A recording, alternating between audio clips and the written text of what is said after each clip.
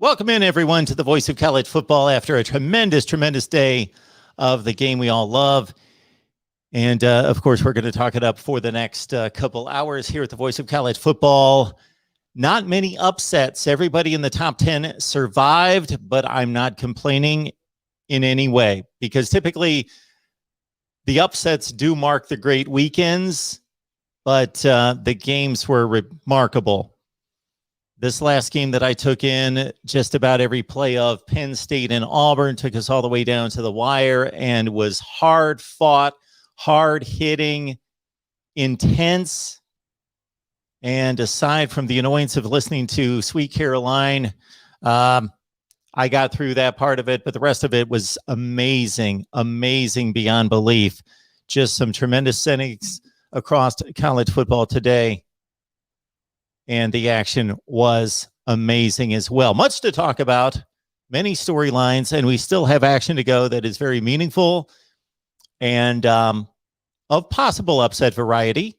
BYU has just scored against Arizona State. They lead by a touchdown at home in their own version of the whiteout, I believe, that they're going with tonight. BYU has the road whites on. UCLA taking on Fresno State. They just kicked off minutes ago. And there was no score the last time I checked. Welcome into the Voice of College Football. We will be firing up the phone lines here in just a few minutes. First, I want to address your comments and questions in the live chat and also give you my take as we make it through the day. Let's get to the scoreboard first and foremost with my initial thoughts.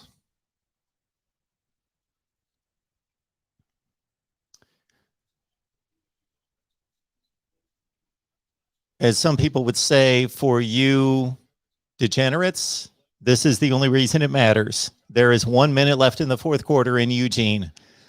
The Oregon Ducks lead Stony Brook 48-7. The line is, you guessed it, 41.5. North Carolina has just put away Virginia 59-39. This was a game that the Cavaliers won in shootout fashion last year, and it was quite the shootout for much of this game. Virginia had almost 400 yards of passing in the first half. This game between Sam Howell and Brennan Armstrong had more passing yardage in the first half of any ACC game in the last 15 years.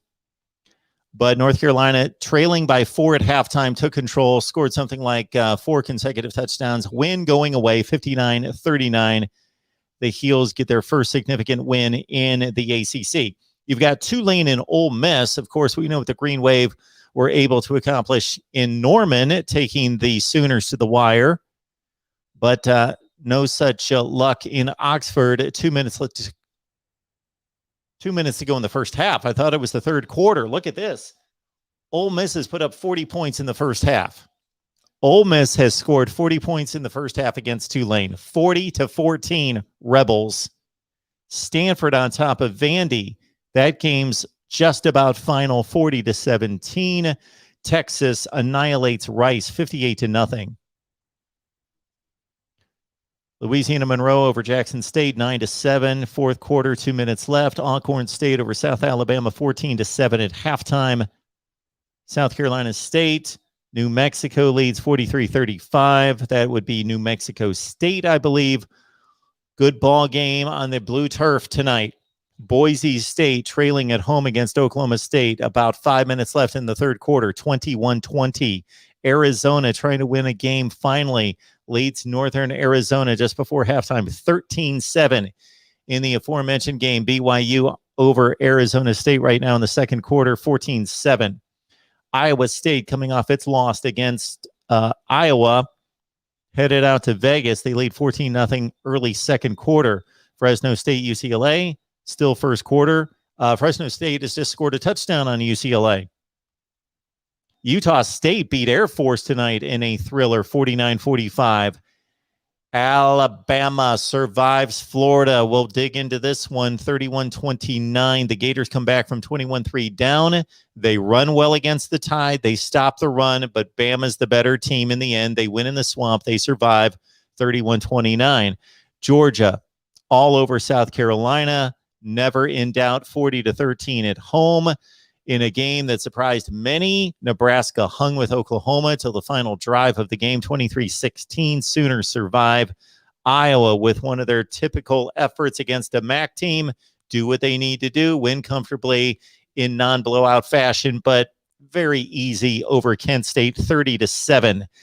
In what might have been the surprise of the day, Clemson, a 4-touchdown favorite at home against Georgia Tech, had to hold the Georgia Tech Yellow Jackets out of the end zone, a team that lost to Northern Illinois 2 weeks ago. Clemson on a 4th and goal. Their defense made a stand. They only scored the 14 points. They beat Georgia Tech 14-8. Clemson was a touchdown and a 2-point conversion away from losing this game. They tacked on the safety. There was one of those plays where they needed to run the ball out of the end zone to kill the clock in the game. 14-8.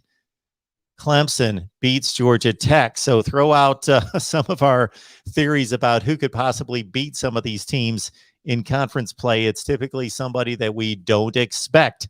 Texas A&M next week has Arkansas, 34-0 today over New Mexico. Cincinnati, a tremendous ball game here over Indiana. The Hoosiers were down 6, 30-24, late in the ball game, driving inside the 10 to take the lead. They fumbled. Cincinnati put it away 38-24. So the Bearcats have passed that 1 of 2 challenge, those hurdles outside of conference. They've got Notre Dame next week in South Bend. No, they've got a week off. Then they go to Notre Dame, and Notre Dame's going to be coming off a game at Soldier Field next weekend against Wisconsin. Ohio State pulls away from Tulsa late, 41-20. Not an impressive showing by the Buckeyes, but it was a monumentally impressive showing by one Travion Henderson. In the game we just watched, Penn State beats Auburn 28-20. Tremendous ball game between those two. They both showed me a ton.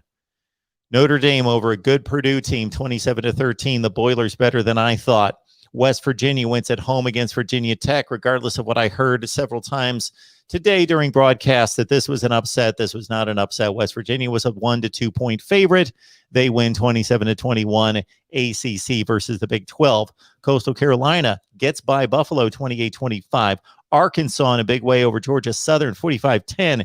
Michigan State. This was one of my upset picks of the day. I hope, considering what we've done over the past 2 weeks in particular, and really over the entire season, that you join our picks on Patreon. I have not totaled up the games for the day because we still have UCLA, Arizona State, BYU playing. Iowa State is also a prediction from today. So the record's not sealed for the day, but 7-2 in the noon games against the spread. So I hope you get my picks on Patreon. Check out the ticker below. Just go to Patreon, go to MarkRogersTV on Patreon, or you just grab the link in the description section of any of the videos. 17 cents per day. I entered the day 29-19 against the spread. Michigan State wins 38-17, and I called that against the money line, as I did there was another game I called the upset. Minnesota was 2.5 points as an underdog against Colorado. I took that one as well. Michigan 63-10 over Northern Illinois. Kentucky has to win late. This is an under-the-radar game that could have been monumental here in terms of upsets. Kentucky gets by Chattanooga 28-23. Mizzou over Southern Miss 59-28. Tennessee beats Tennessee Tech 56-0. The ACC had its moments today, but in this one, not so much. Pitt loses to Western Michigan 44-41. Syracuse wins over Albany 62-24. BC beats Temple 28-3. Army on top of UConn 52-21. There's the Minnesota score over Colorado 30-0. Kansas State was an underdog at home against Nevada, but they win 38-17. SMU on a Hail Mary. Did you see the play? Check it out. 39-37 Hail Mary play. The Mustangs win on the road. Rutgers is still undefeated. They defeated Delaware 45-13. Eastern Michigan all over UMass 42-28. Baylor wins its Big 12 opener over Kansas, of course, 45-7. And Miami of Ohio beat Long Island 42-7. And the other scores over the weekend. Oregon State wins 42-0 over Idaho. Appalachian State over Elon 44-10. USC scored 45 straight points. This is another point of interest, as I don't know if Keaton Slovis was injured or benched, but Jackson Dart, the prized recruit out of Utah, took over and led the Trojans to 45 consecutive points. They win 45-14 over Washington State. Florida State can't get out of its own way. They lose at Wake 35-14. Memphis over Mississippi State. Did you see the freakish plays in this game that led to the Memphis win? Got to check that out, too. Memphis wins 31-29. Duke led 30-3. They hang on, beat Northwestern 30-23, a score that's got me shaking my head. Wyoming 45-12 over Ball State. There are actually more college football games than I thought, trying to read through all of them. Colorado State over Toledo 22-6. So the Toledo team that took Notre Dame to the brink had a lead with 1 minute left to play, loses to Colorado State at home today by 16 points. That's our college football season. It's great to see. Cal beats Sacramento State 42-30. Washington 52. Arkansas State 3. Bowling Green over Murray State 27-10. Texas San Antonio beat Middle Tennessee 27-13. We've got a win for FAU over Fordham 45-14. East Carolina defeats Marshall 42-38. Liberty 45, Old Dominion 17. Georgia State defeated Charlotte 20-9. Texas Tech 54-21 over FIU. Troy 21, Southern Miss 9. Houston beat Grambling 45-0. South Florida defeated Florida A&M 38-17. Incarnate Word over Texas State. No, Incarnate won 42-34. And when we get to Incarnate Word, I think we've hit the end of the line, although we do have an upset to report from San Diego. Utah of the Pac-12 loses to San Diego State. The Aztecs might have the best group of 5 non-conference track record against the Pac-12 of anybody. They beat teams out of the Pac-12 on a regular basis, and good ones. Aztecs win in overtime 33-31. LSU's won tonight over Central Michigan 49-21. We've got LSU postgame going on right now at the SEC channel and the LSU channels. And you will have to excuse me from time to time because I basically play air traffic controller the entire day organizing these post-game shows, and I've got to get codes to people, and we still have a Georgia post-game out there on the Georgia channel. We've got LSU on the LSU and SEC channels. We still have the Penn State, our Penn State guys will be on the Penn State channel and Big Ten channels as well. So I just need to make sure that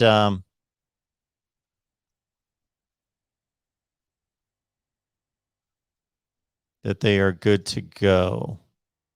So I think that we are fine. Okay.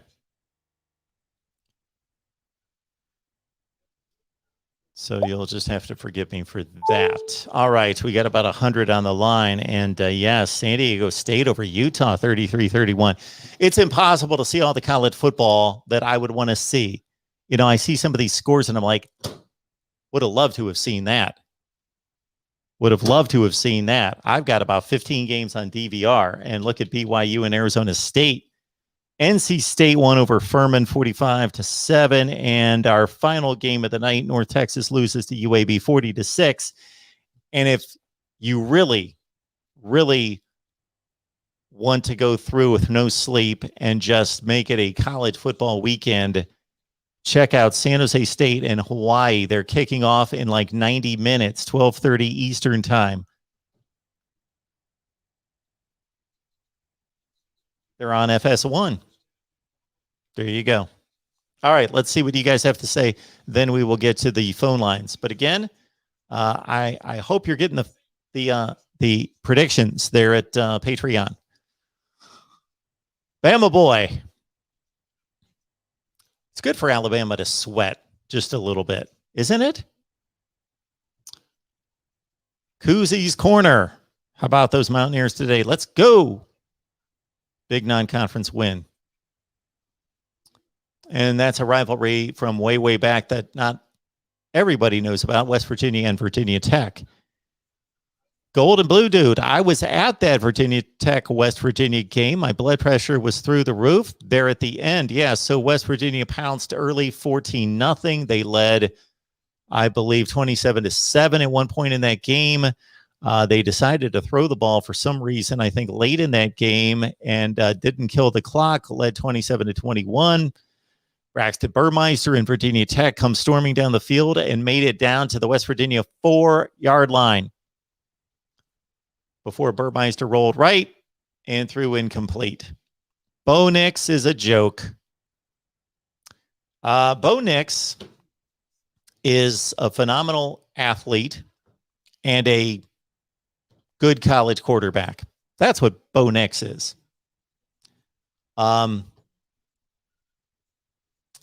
If everybody in this country was as good at their jobs as Bo Nix, and probably, I can't vouch for the young man. I'm going to make an assumption that we've never heard anything negative about Bo Nix. He may be just an amazing individual or not. But in terms of discipline, work ethic, and what I'm guessing, I'm just going to take a guess that he applies to his everyday life. If everyone in America was Bo Nix, I think we'd be doing much better. We would be doing significantly better, believe me. Ammonia Wilder, go Dogs. Georgia wins going away over South Carolina. Roberto LeBron, see the difference between neutral site in the South area versus going to a true road game at North.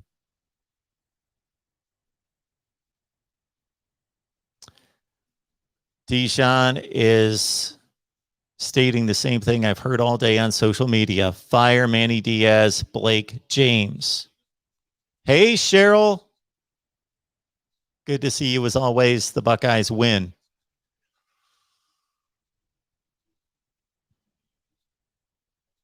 Mike says Penn State is a problem. Roberto says Big Ten football is back. Big Ten football is back. Was there something wrong with Big Ten football? Did it leave or something? Roberto, Big Ten East represent Michigan, Maryland, Michigan State, Rutgers, Ohio State, not Indiana. Firmus Paradox. I don't know what that means, but it's good to have you here. Dijon says, Michigan's a problem. Michigan played a bad team, but they destroyed them. They did what elite teams do, destroyed them. Now, I'm not saying that Michigan's an elite team, but they did today what an elite team does to a MAC team. Destroyed them. Didn't let them hang around and beat them 38-17. No, they just destroyed them. I did not see one play of the game, as there were just too many other great games to watch today. PCal, Penn State, Michigan, thumbs up. Hip-hop R&B lover loves what they saw for USC after getting down 14-0 with Jackson Dart in the lineup. We'll have to check out his numbers. I didn't see any of that game either. Can only see so much football. Bama boy. Big Ten folks acting like they beat Bama. Lions beat the 7th best team in the SEC. Way to go.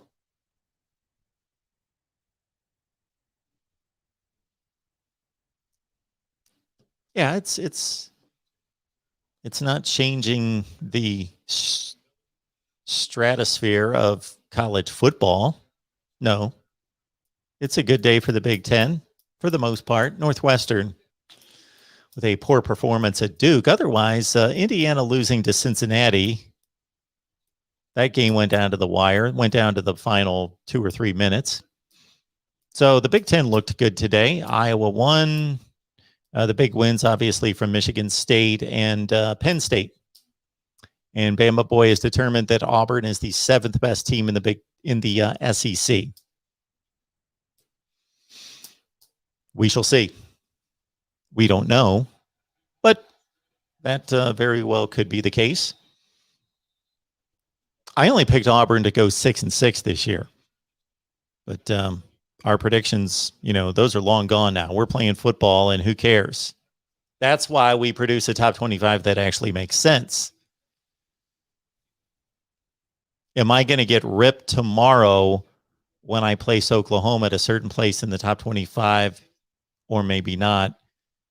And I don't know that I'll have the Oklahoma people quite as adamant about that they are the 3rd best team in the country, just because the AP and the coaches poll think that, because then they turned in another subpar performance against a team that's not done anything this year against anybody.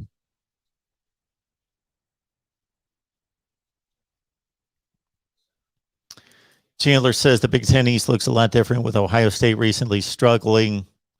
Michigan State and Penn State take care of business and look strong, go blue. Bama fans here. Bama fan says that Alabama's number 1. Golden blue dude. It was cool, though. People come up to me and told me they knew me, liked my channel. Ammonia. Alabama, Georgia would kill Ohio State, Michigan, and Penn State. It's always interesting to count the number of woods, the number of times that the term would is used when I release my top 25. They would beat them, and they would beat them, and they would beat them.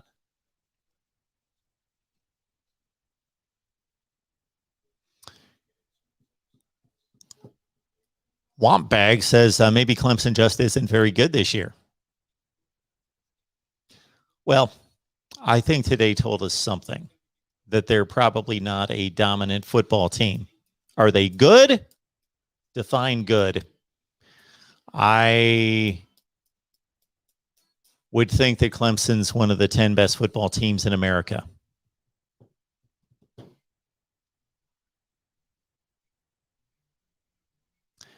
P. Cal says Clemson's a joke.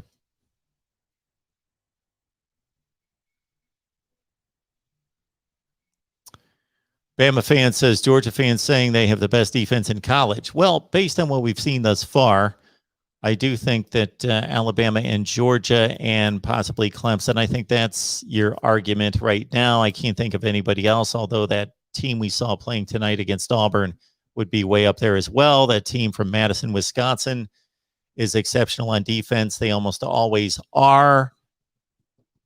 Those would be probably my top 5 defenses in the country right now.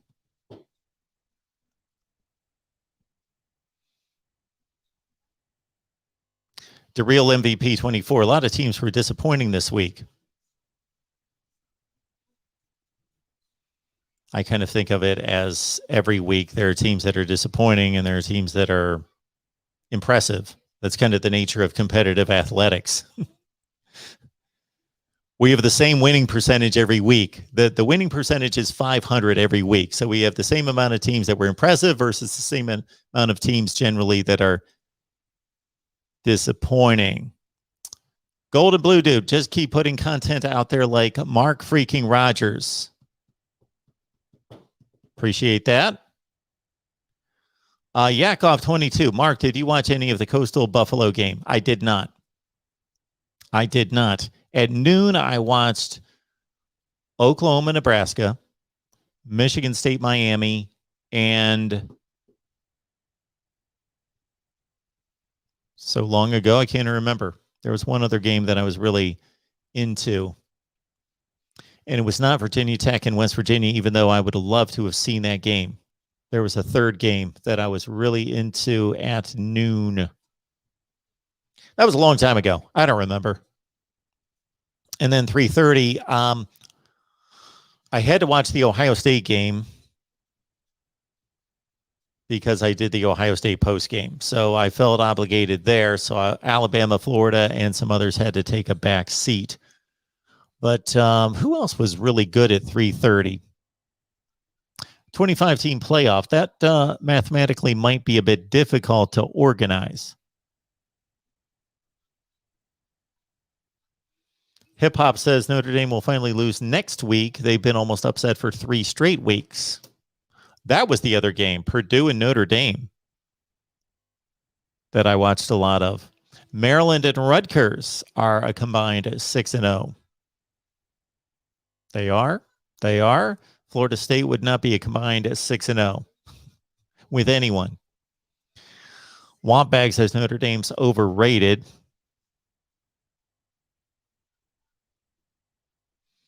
It's a real MVP. Alabama, Clemson, Ohio State, Kentucky, Florida State, Oklahoma, Miami, Notre Dame. We're all disappointing. Okay. That's a selection of some really good teams. Toss out Florida State and Miami. One of the easier picks I had, 2 of them that come to mind, and they're the 2 games that I got against the money line that I'm aware of, was taking Michigan State in 6.5 against Miami, and also predicting Michigan State just to flat out win the game. And then also Minnesota against Colorado. Minnesota was a 2.5-point underdog against Colorado. I was like, are you serious? There we go. Teddy from Texas. Minnesota outgained Colorado 441-63. I saw the point spread on that game. I couldn't believe. I thought something was wrong. I was like, why would Colorado be a favorite against Minnesota? This is easy.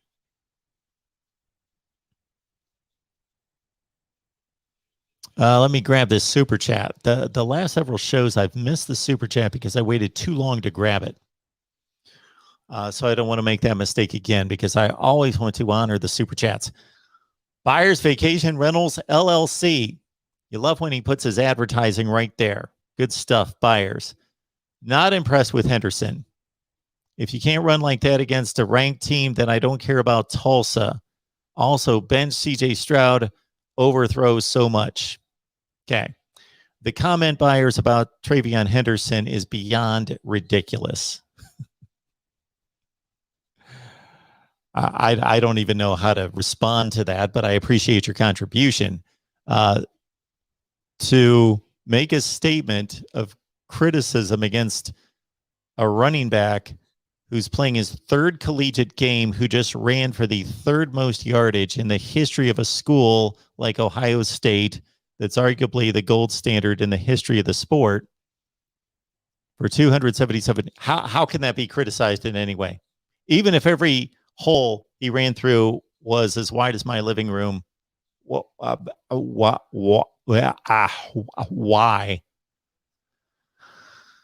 Cooley thinks Alabama's got the refs in their pocket. I rarely make comments about officials, and I generally think that they've got a difficult job and they do a nice job. And replay, for as much as I hate to wait around for a replay, they typically get it right on the replay. It's very rare that I think they mess it up on the replay. And again, these guys are flying around at a zillion miles an hour, and there's 22 of them on the field. So just that the officials actually walk off the field in one piece, I'm impressed by that. I'm just impressed that they stay out of the way of these 22 dudes running, flying all over the place. That's what I'm impressed with. So I rarely have anything to say about the officials. I think they do a fine job most of the time. But I did make a comment on Twitter about this Penn State-Auburn game. I thought that they had taken a few plays away from Penn State. Sour YT. Thank you, Mark, for your content. Gives me something to do when there's nothing. Keep it up. Well, I'm glad, Sour, that you've got nothing to do at times and you can partake of our college football content. It's here all the time for you. Take the win. BYU is BYU number 8 in the country coming into tonight's play, and they're taking it to a pretty talented Arizona State team. Again, as you look at rankings early in the season, you can always play the game. Well, what do we know about Arizona State? They haven't played anyone. True. BGPO Football Funk. DeAndre, thank you so much for that. Commenting on Clemson's game today, winning with a goal line stand. The score that surprised me the most sitting here last week was watching Stanford lead USC by 4 touchdowns in the fourth quarter. And today it was seeing that Clemson needed a 4th down stand to preserve a 14-8 win against Georgia Tech. That is the score of the day for me in regards to surprises. But DeAndre, I appreciate it. All right, why don't we fire up the phone lines? Blank Names says that Henderson is legit, but it says something about Ohio State's depth that Ohio State fans are seriously talking about starting 2 true freshmen at quarterback and running back. Well, actually, their depth's exceptional at those 2 positions.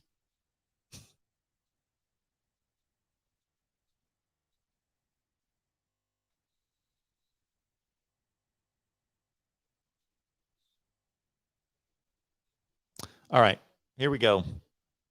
Bear with me, and we will get to the phone lines.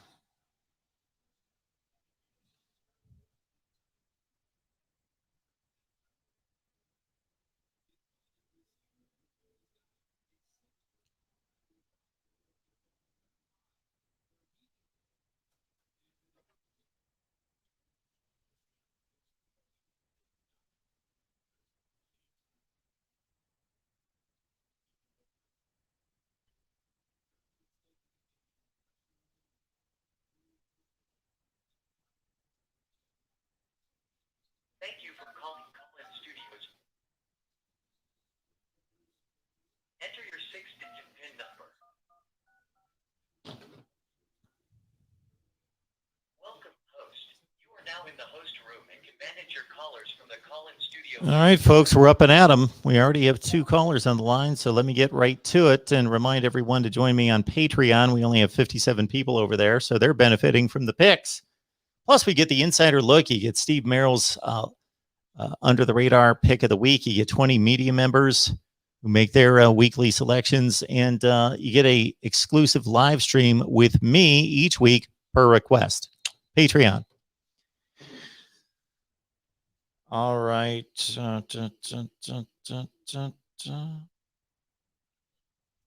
Sweet Caroline. Da-da-da. Welcome to the Voice of College Mark? Football. How you doing? Oh, hey, DeAndre. I'm good.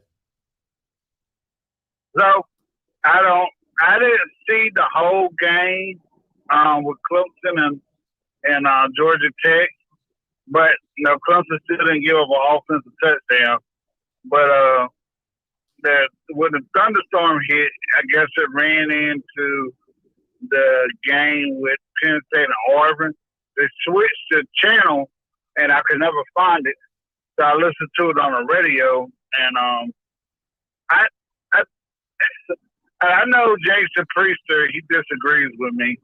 I just don't think Tony Elliott is as good as an offensive coordinator as people think he is. And also, Clemson's offensive line is just trash. And when I say that he's not as good as you think he is, Deshaun Watson and Trevor Lawrence, and I know Josh Ward's were mainly Chad Morton, but those 3 guys were more athletic than DJ is, and they had the run of a threat, the threat of a run. Now, Trevor Lawrence wasn't as good a runner as Deshaun Watson or Todd Ward, but this guy can't run, man. And I think that's what the offense is picking up on, defenses are picking up on. He's not going to run the ball. And when he started running the ball today, that's when they started moving the ball down the field.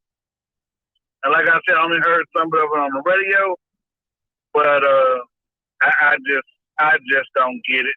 And then everybody's struggling. I mean, I saw your boys have a hard time with Tulsa, and I'm like, man, they should be lighting Tulsa up. But I mean, it's just everybody's struggling right now.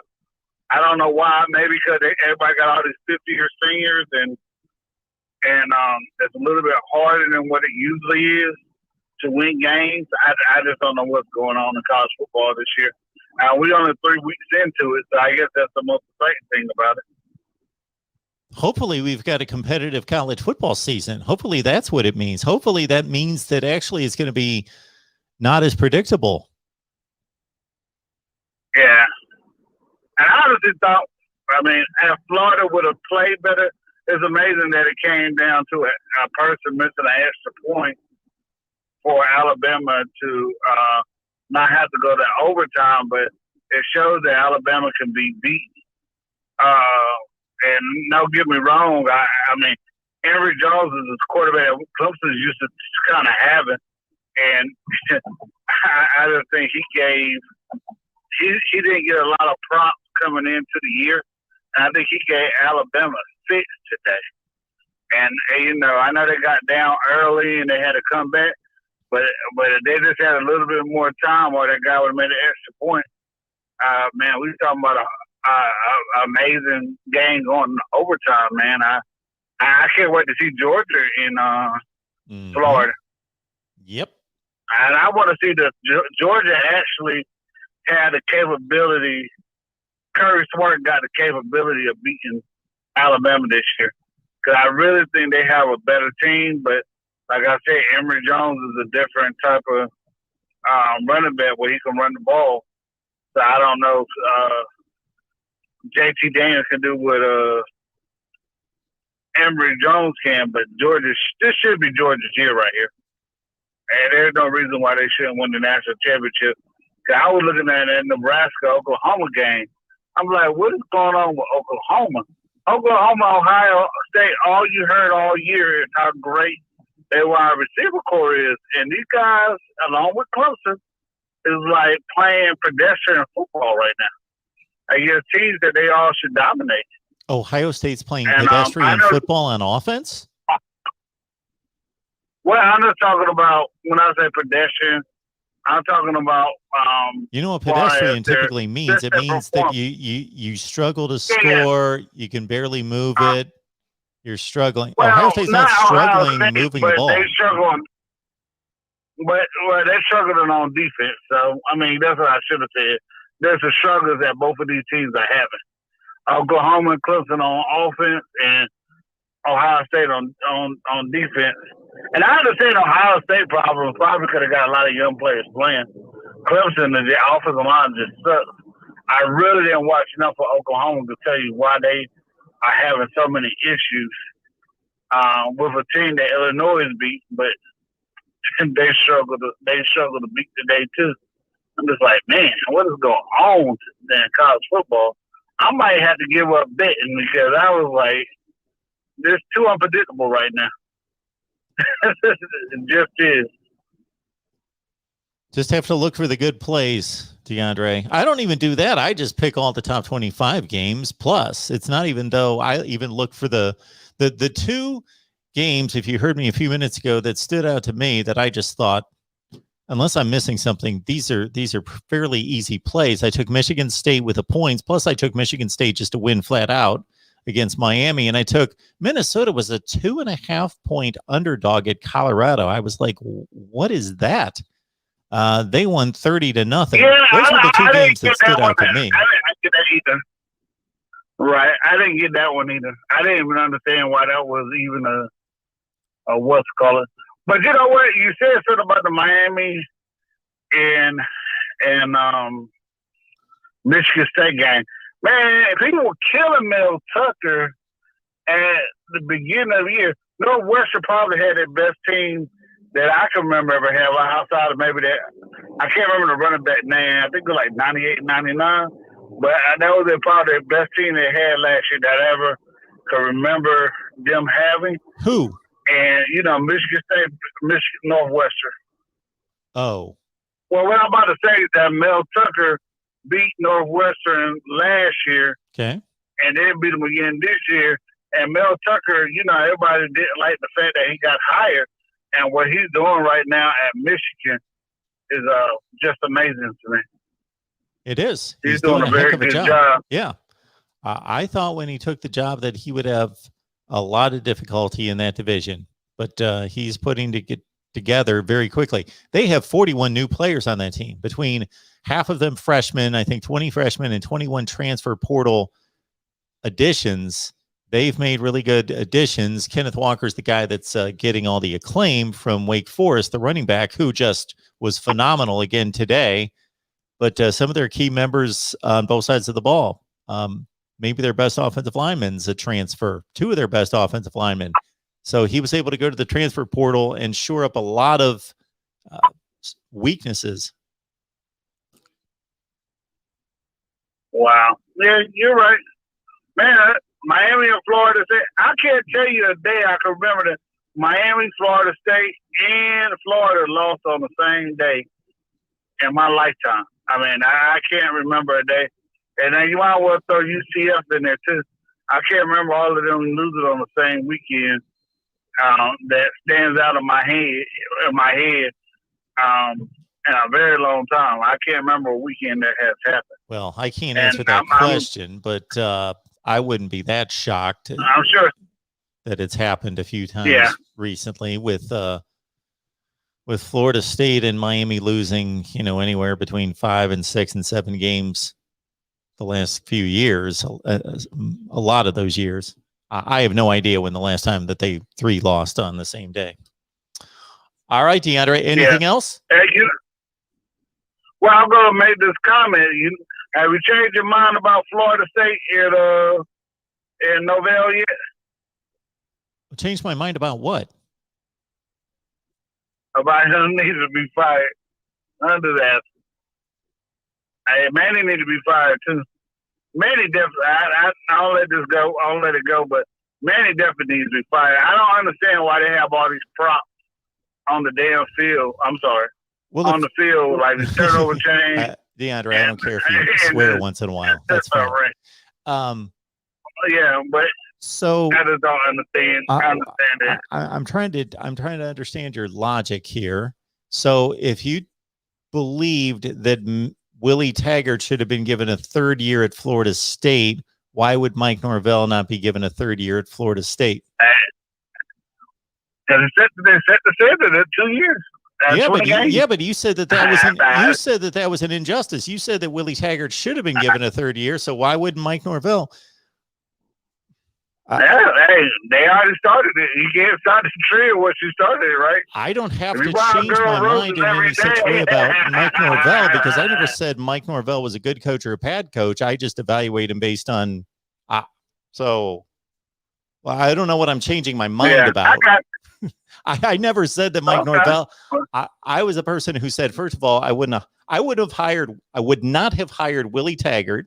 I'm on record as saying that. I'm also on record of saying, I don't know if Mike Norvell is going to turn out to be the answer, but I would not have hired him.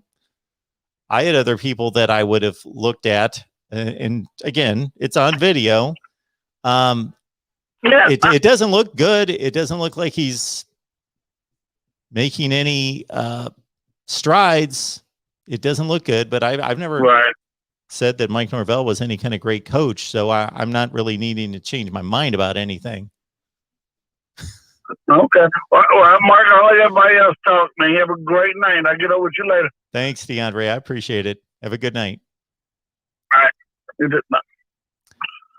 Folks, I appreciate the Super Chat contributions that are coming in. Of course, DeAndre.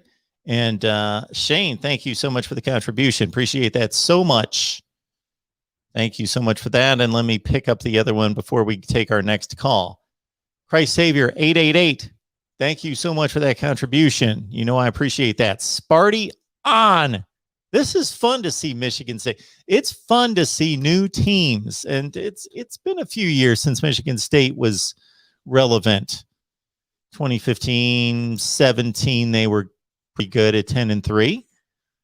Sparty on. Michigan State will have 97 season feel in Spartan Stadium this year. Would you say Marky Mark? God bless this channel in Christ Jesus' name. Joey, thank you so much again. I will take every blessing in the book as long as it's coming from the right source. So thank you for that. I don't know what the feel inside Spartan Stadium is going to be, so I can't really comment on that. I believe that Michigan State and Michigan are good football teams. They have shown us nothing but that they are. Now, are they ready to contend for championships? I have to see that Ohio State's not the best team in the division. That has yet to be proven. And them losing to Oregon and still putting up 600 yards of total offense and losing by a touchdown in a game that if they would have converted any one of a number of fourth down plays in the red zone would have been different. We'll see when these teams get together on the same field. We'll see. I find it interesting that so many people are ready just to discard Ohio State and think that Michigan and Michigan State are suddenly going to take the division over. Maybe they will. That would be great if we saw some different teams in there. That would be phenomenal. But and they're beating the teams in front of them, but they haven't necessarily faced that kind of talent yet. Michigan State faced the most talented team of the two that they've had to play, certainly today, but even a reeling Ohio State team is a little bit different. All we have to do is go back to 2018, see that. Welcome to the Voice of College Football. Who's on the line? Hey, Mark, this is Eli. Hey, Eli. How you doing? Good, how are you? I am doing well. What's going on tonight? So, Mark, I was wondering, okay, with the AAC getting rated by the Big 12, what do you think they should? Obviously, they're down to 8 teams. How many teams do you think they should add, and who do you think would be at the top of your list to add? So there was a report that came out about 10 days ago, and it's been substantiated all over the place that the Big 12 is adding actually a 4-pack of teams that I suggested just a couple hours after we found out the news that they were losing Texas and Oklahoma. And it was my suggestion that they go to the American Conference and that there would be no way that they would ever have a chance of pulling just one team out of the American Conference team by team by team by team, because those teams are in a stable best of group of 5 conference, so that they would have to approach a 4-pack at the same time. And so they're bringing in BYU, Houston, UCF, and Cincinnati. Right. So I was thinking, for the Americans, since they're losing 3 teams, obviously they're going to have to replace them unless you just want to go with 8 teams in the conference. Yeah, so that takes them down to 11, correct? Don't they have 14? Is that the number, or is it 12? Well, they had 12, and they lost UConn, and then they lost the 3 out of the 4 were in the American. Yeah. So, do you think they should go back to 12 teams and just add 4 or something? And yeah, well, I can't say that I've given that any thought what the Americans should do. So, we're saying they're at how many teams? Let me look at it. They actually only went to they went back to non-division play this year. Okay. Cincinnati, Memphis, SMU, Houston, that's 4. UCF, Tulane is 6. East Carolina, South Carolina is 8. The 11. Okay, the 11 you just said. Very good. I think conference championship games are good for college football. They make the conference money. They make the conference relevant and give it attention on that particular weekend. I'm trying to think who they would go out there and get. I don't think they have many options. I think they could go to the Sub. I think App State and Coastal Carolina would be a couple of really good additions to the American. Yeah. Sure. Yep. True. And then I'd also say, what you're saying?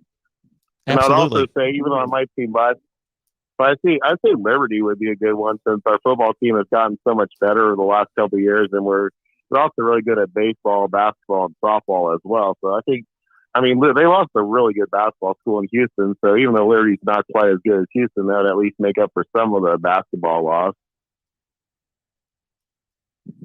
Yeah, I am less than an expert on Group of Five play, but I would guess that the American Conference makes a ton more money than the Sun Belt. So I would think that those schools would consider leaving. And your assessment is based on current football significance, prowess. So I don't know that meaning the American Conference, could make a short-sighted decision just based on what's going on right now. There's a lot more that would have to go into it. Yeah, I mean, Coastal also has a really good baseball program too. Well, I do think that the lower you go down in the ranks, I'm thinking that the more significant these Olympic sports and some of these other sports are taken into account. But otherwise, of course, that doesn't even come into play. People weighing, these conferences weighing baseball programs. But at that level, maybe it does. I doubt it. I can't believe that any of those baseball programs are generating any revenue. Yeah, so I think I'd say like even Conference USA, like UAB might be a solid addition. I mean, or maybe even Marshall or something like that. But I could see one of those being a nice replacement too. Yeah, they would be the best of that conference. Maybe Louisiana Tech, Southern Miss has been in the past, but they've been pretty bad recently. Again, when I look at these Group of Five conferences, I can't make any kind of distinguishing. I can speak to how good the football programs are currently, but in terms of anything else, attendance, television ratings, market size, who knows? Charlotte is obviously located in a prime TV market and population base, a city that's just exploding, but I don't know that anyone cares. Yeah, and then it's good. I mean, think about the American losing three of the UCF and Cincinnati are massive losses for their football program. So they got to at least bring in someone that's pretty good. App State's they were really good in the FCS, and they've consistently been pretty good since going to the FBS. And Coastal Carolina's had one really good year, and they look good this year. But there would definitely be good reasons to add those teams. I think. They're the best of the Sun Belt, which, Louisiana might be another team that they could consider adding as well. Yeah, those are the kind of questions that if we were in the middle of those kind of conversations, if I'm the president of the American Conference, I'm meeting with those athletic directors and those administrations, and I've got all sorts of financial questions. I need to see their books. I need to see what their facilities look like, what type of plans they have for expansion of facilities, all those sorts of things. Yeah, and then but it's I guess it's kind of something two schools decide to leave for the SEC, and all of a sudden you're gonna have a massive realignment. Because if the American, they're probably gonna have to take some teams, so then the Sun Belt or Conference USA loses teams, they're gonna probably dip down the FCS to take teams to replace them. True. Yeah, it's a cascade.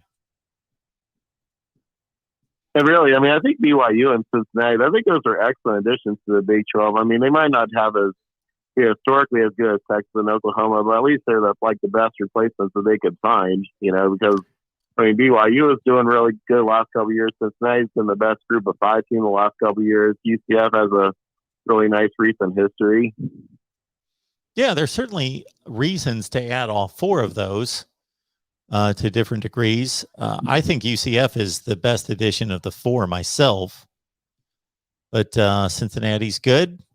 You're looking at TV markets and football significance with UCF and Cincinnati. You're looking at a Florida recruiting footprint with UCF. You're looking at, if you go and take Cincinnati, getting into Ohio and Pennsylvania in regards to recruiting. Houston has some of the best football talent in the nation. And there was a day gone by years and years ago when the University of Houston could get a lot of that football talent when they played in a major conference. Now, since they haven't played in a major conference, of course, most of those guys leave Houston to go play at Texas or Texas A&M or somewhere else. And BYU's got a very unique brand from a national perspective. Yeah, and they have a good basketball program as well. I mean, Houston's obviously the best basketball edition, but yeah. All right. Anything else?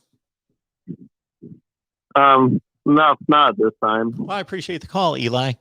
You have a good night. All right. Good night. See ya.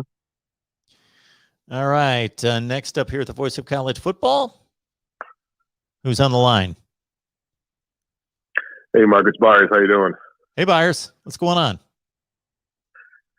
Hey, I wanted you to respond to my super chat earlier about Henderson. Yes. Well, thank you for the super chat more than anything. But so Travion Henderson, you're not impressed. What was that? I said Travion Henderson, you're not impressed. Yeah.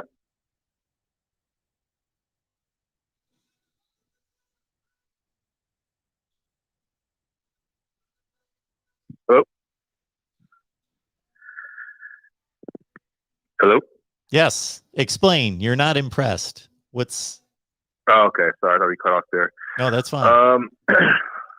So, I don't know. Unlike most people, I just don't get impressed by every shiny coin that's thrown in front of my face. Great for the kid to put up 277 on Tulsa. Fantastic, but where was that against Oregon? Well, he only carried the ball 12 times. The Oregon game's over. They played Tulsa today, and I don't see anybody else running for 277 yards against Tulsa. My point is if he can't do it against a ranked team, then I don't really care. Okay. I don't. Other people do care. Or, Other people do care, and if he wasn't on the field today, I don't know that they win that game. Maybe they do, maybe they don't. It was an impressive performance by any measurement. I don't agree. Ohio State fans have become so settled in their approach, and that's why Ohio State looks disgustingly terrible. I mean, you got C.J. Stroud in there. He can't make a throw to save his life. I got to see another overthrown pass for a touchdown. I want to lose it. His QBR was 51.7 against Tulsa. Against Tulsa, Mark. When are they going to bench this kid? When are they going to bench him? Yeah, you're talking to the wrong guy. Got to get rid of this kid. Wait, what's the solution? Well, the solution... Do you keep him in there? I mean, he's not proven himself. Well, look at this. He had 185 passing yards. You know why? Because he wasn't throwing the ball laterally and having a receiver or running back take it 40, 50 yards, which stuck his stats. When he actually had to pass the ball downfield, nothing. This QBR says it all. Finally, a game that shows you exactly what C.J. Stroud is. He's not ready to be QB1 in Ohio State. And Henderson, like I said, the kid is special without a doubt. But it's Tulsa. All I'm saying is I'm not impressed until I see it against a team that can actually just be ranked top 25. He can only run against the team that they're scheduled to play today. So he can't run against Alabama or Florida or Oklahoma today. Can't do that. He has no control over that. My point is, he was playing Tulsa, and he ran for 277 yards, and nobody else is doing that against Tulsa. I don't see anybody else running for 277 yards against Tulsa. It's Tulsa. Who is Tulsa? I don't care. Every team in the country, regardless of how good they are, play teams like Tulsa. And I don't see any other backs running for 277 yards against Tulsa. That's all he could do today. He couldn't play the Chicago Bears or the New England Patriots. He couldn't play anybody but Tulsa. That's the team that they were playing, and he ran for 277 yards. What else do you want him to do? Run for 800 yards? I'm telling you, do it against a ranked opponent. He didn't play anybody ranked today. He played Tulsa. That's all he could do. He only ran the ball 12 times against Oregon last week. He doesn't call the plays, and he's only played 2 football games in his career. Give him a break. I don't know what else he could have done today. He played in a phenomenal game.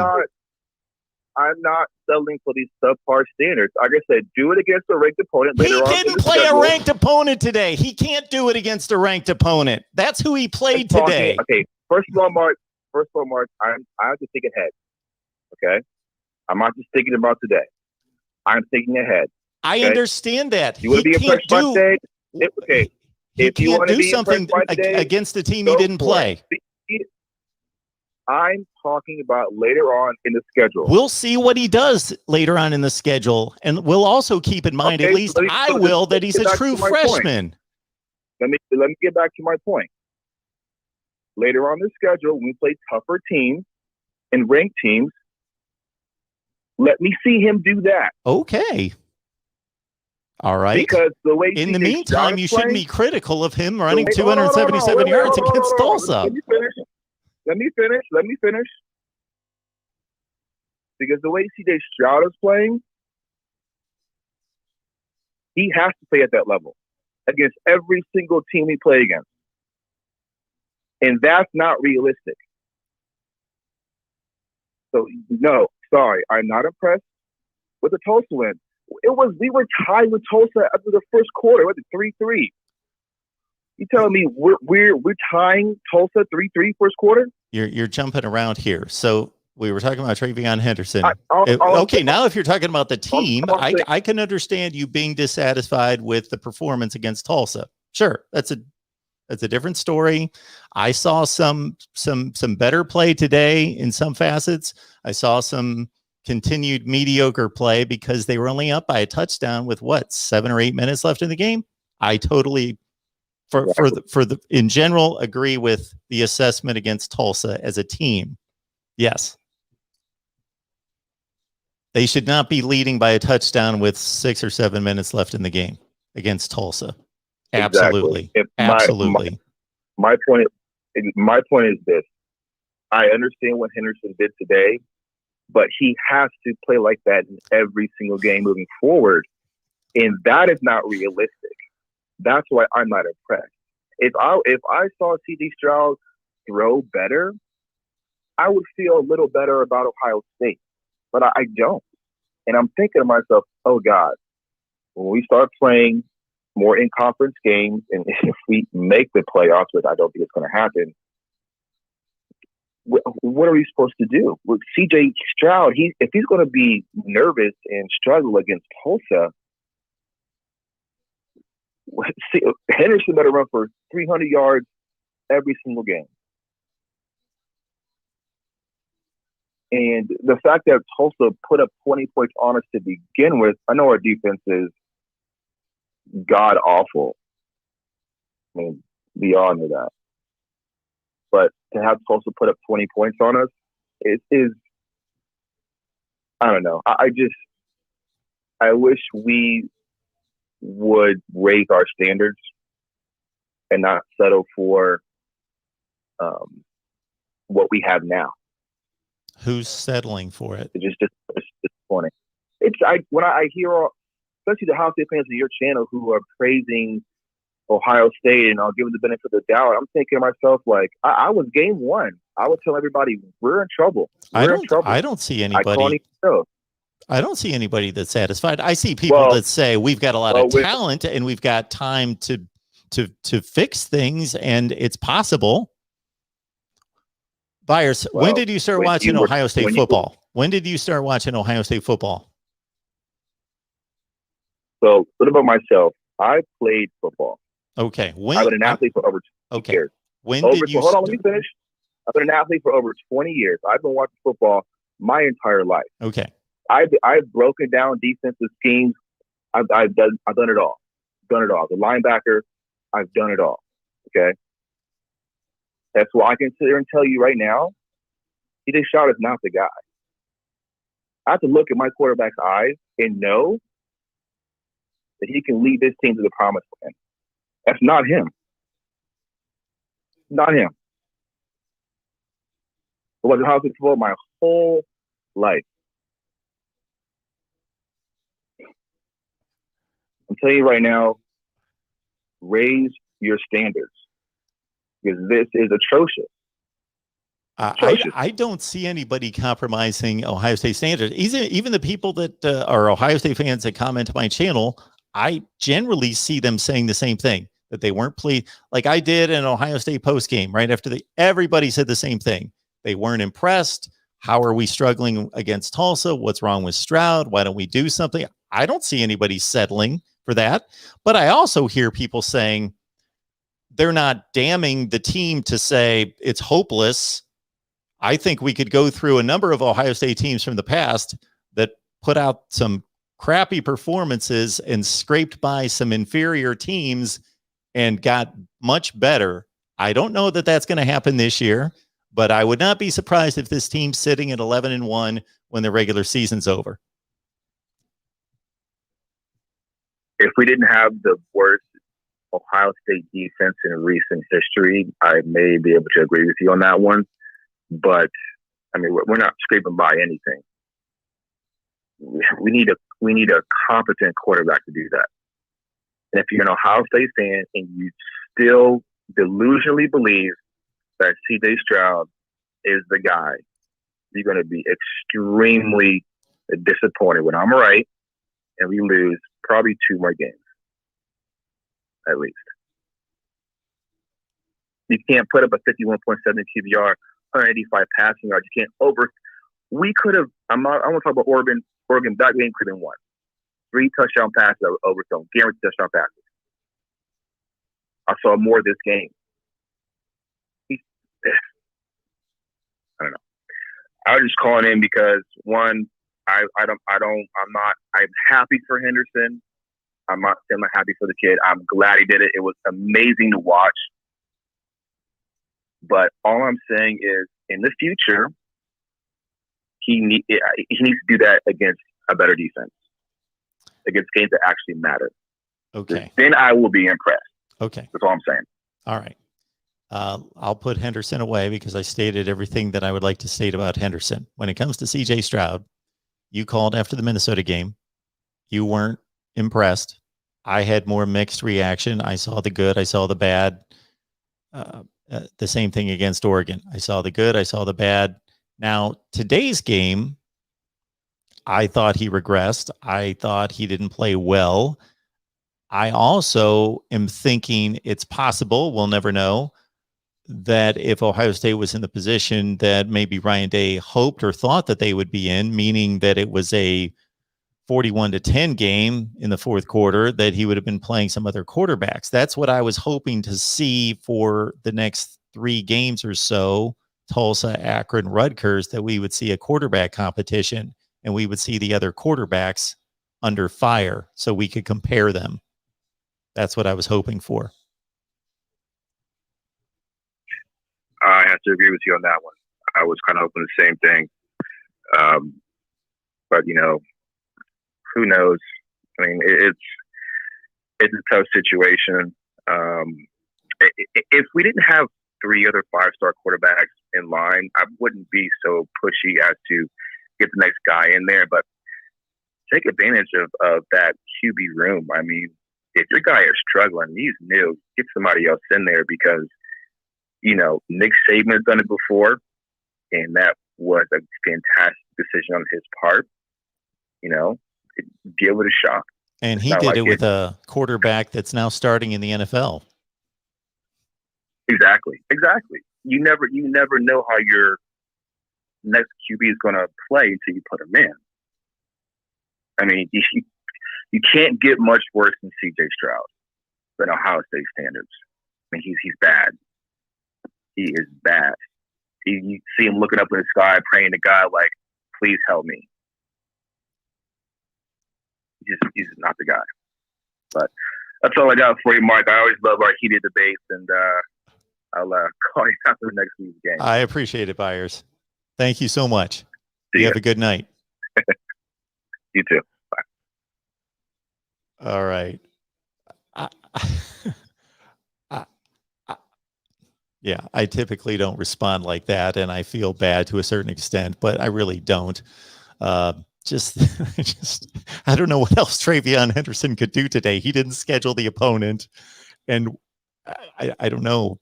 Maybe he could have said, you know what, I'm waiting to run for 277 against Michigan and against Penn State, so I'm only going to run for 50 today. Welcome to the Voice of College Football. Who's on the line? Hey, Mark, it's Zach from Columbus. How are you? Hey, Zach, I'm doing just fine. What's going on? Well, I tell you, your show is a lot more entertaining when you get the blood pumping and your audience and your callers keep you going. I think I was watching. I think there are about 30 or 40 more people watching now than before that last phone call. So I know it can be irritating, but your show is much more entertaining when there's some conflict and there's some debate. So I think the last call was actually a good call, all around. Well, and I think, can you bring up something, Zach, that's going to piss me off, and then I'll keep going. Yeah, well, I think, we might, because, I think that the last caller had a lot of good points. One, did you, Mark, I like you, you're a great guy. You know a lot about football. But you think the Buckeyes, after watching today's game, do you think the Buckeyes are going to go 11-1? I have to ask, did you nap during the game, or did you watch it? I'm sorry, maybe I was mistaken. This is when people need to listen to what actually comes out of my mouth, not what they think I said. What did I say? Did I say Ohio State's going 11-1 this year? Is that what I said? I thought you did. Were you referring to Tulsa or Ohio State? I said I would not be surprised if they went 11-1. That's what I said. I would not be surprised if they went 11-1 this year. Okay, Mark. Okay. We've seen this before. We've seen this before. No, we haven't really. No, because I think we're comparing apples. You didn't see the 2018 defense. You didn't see the 2018 defense get shredded by a horrible Nebraska team and give up 51 points to Maryland, and then still win the Big Ten championship, still win the Rose Bowl, still beat Michigan by a zillion points, still finish number 3 in the country. Well, okay, so you want to point to 2018. I don't know. I think this defense that we're watching today is maybe worse than the 2018 defense. And after today's performance, as a Buckeye fan, you got to be nervous. There is clamoring, maybe not in your chat group, because I'm seeing there's a lot of people coping right now. There's a lot of coping. People are taking full handfuls of copium pills when it comes to C.J. Stroud. Oh, he'll improve. He'll get better. It's not CJ. It's not CJ. Oh no, it's not C. It's the defense. It's this. It's not CJ. Oh no, it's not CJ. And that's coping. That's coping.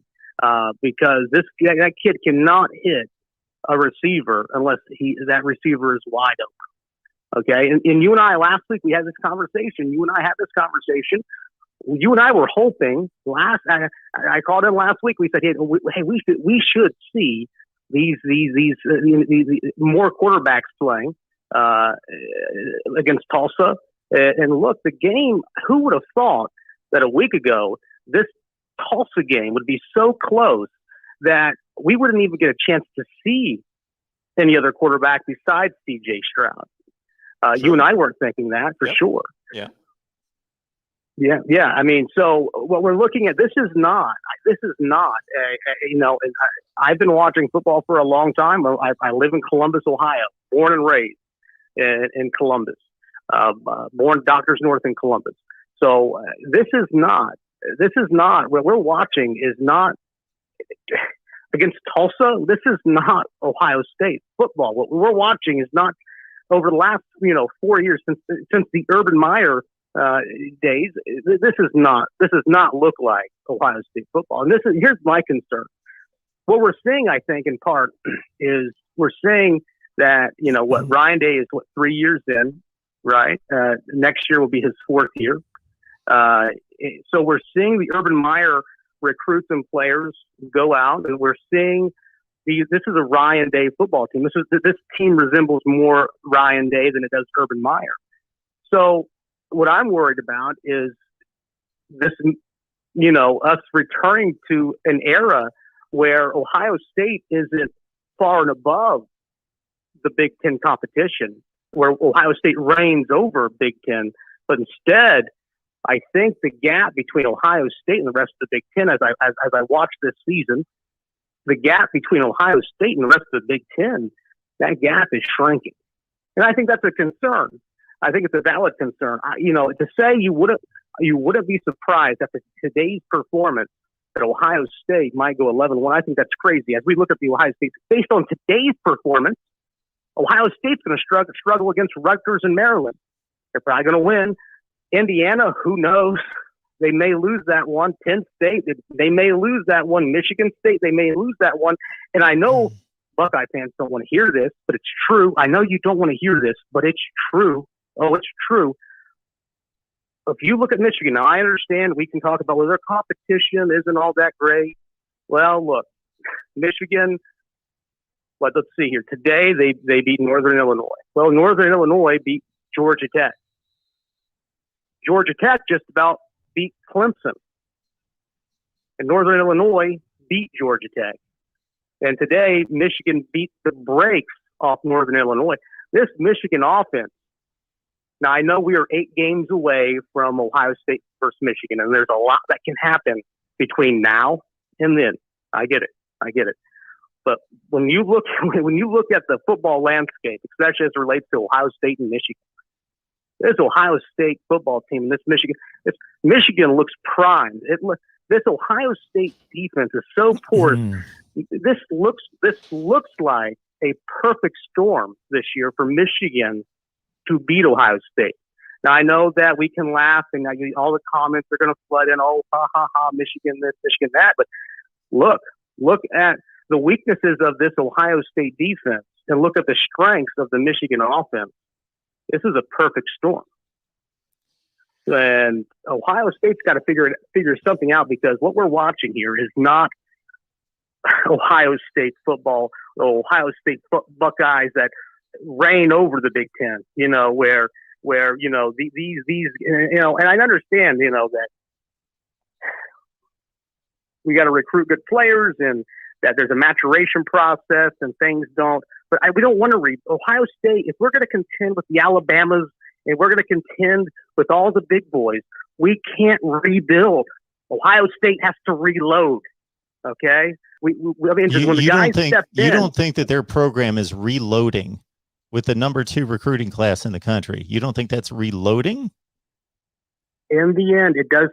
Look, recruiting is great. Recruiting is important. It's vital. Absolutely, it is. At the end, but in the end, it's vital. Absolutely. But in the end, what we're looking at is the final product, and they are reloading. Now, whether they're developing, whether they are game planning correctly, that's in doubt. I agree, but there's no question they're reloading. That can't be debated. If they're not reloading, I don't know who is outside of Tuscaloosa, Alabama. We lost to Oregon. Right. We lost to Oregon yet last week, Mark. This week, you yourself just admitted, if not for Henderson, Ohio State might lose. Think about that. Can you just take that in for a moment? If not for Travion Henderson rushing for 277 yards, Ohio State might have lost to Tulsa. Just take that in for a second. So as we watch, and I understand, we're early in the season, and, the perception is that Ryan Day is an elite coach. That's the perception. What I'm telling you is that may not be the perception at the end of the year based on what we're watching at Ohio State. I know that Urban Meyer anointed Ryan Day as an elite coach. Look, he's elite. We do, I'm going to step down. Ryan Day is elite. And but what we're watching, I don't know if they're reloading. This looks like rebuild to me, not reload, but rebuild, because as I look at the schedule and the consensus, before we went up against Oregon, before the season started, Mark, the consensus was, well, the Ohio State schedule this year doesn't look all too difficult. True. Compared to other years. Well, all of a sudden, after these first couple games, all of a sudden this schedule is looking a little bit more difficult, isn't it? Well, yeah, they're not playing as well. Of course, the schedule is going to look more difficult when you're not playing as well. And when teams like Michigan and Michigan State are playing much better than well, I don't know that Michigan's not exceeding my expectations to date. Michigan State is, although I picked them to win today. Yeah. Indiana's about as good as I thought that they were. Let me ask you this. What would constitute how many games would Ohio State lose? How many games would Ohio State need to lose before you, Mark Rogers, would say, this is a rebuild year. This isn't a reload. This is a rebuild. This is a rebuild. Rebuilding means that somebody needs to clean house and they need to restructure the roster. They need to do all sorts of things. Greg Schiano had to go to Rutgers because they lost 21 consecutive Big Ten games and rebuild. Mel Tucker's in the process of rebuilding Michigan State to a certain extent. If they could go so 7 they could go 7-5 this year, and they're not rebuilding. When I think of it, I think of a team that reloads as a team that no matter they have such depth and such talent, and have the capability of developing that talent to such a degree that every year they are contenders for a national championship and going to the playoffs. Yeah, and in my eyes, when a team isn't able to reload and they need time for, well, look, he's this guy. Look, C.J. Stroud is not a true freshman. C.J. Stroud is a redshirt freshman. He has had an entire year to learn the offense, to practice against Ohio State, to be in the system.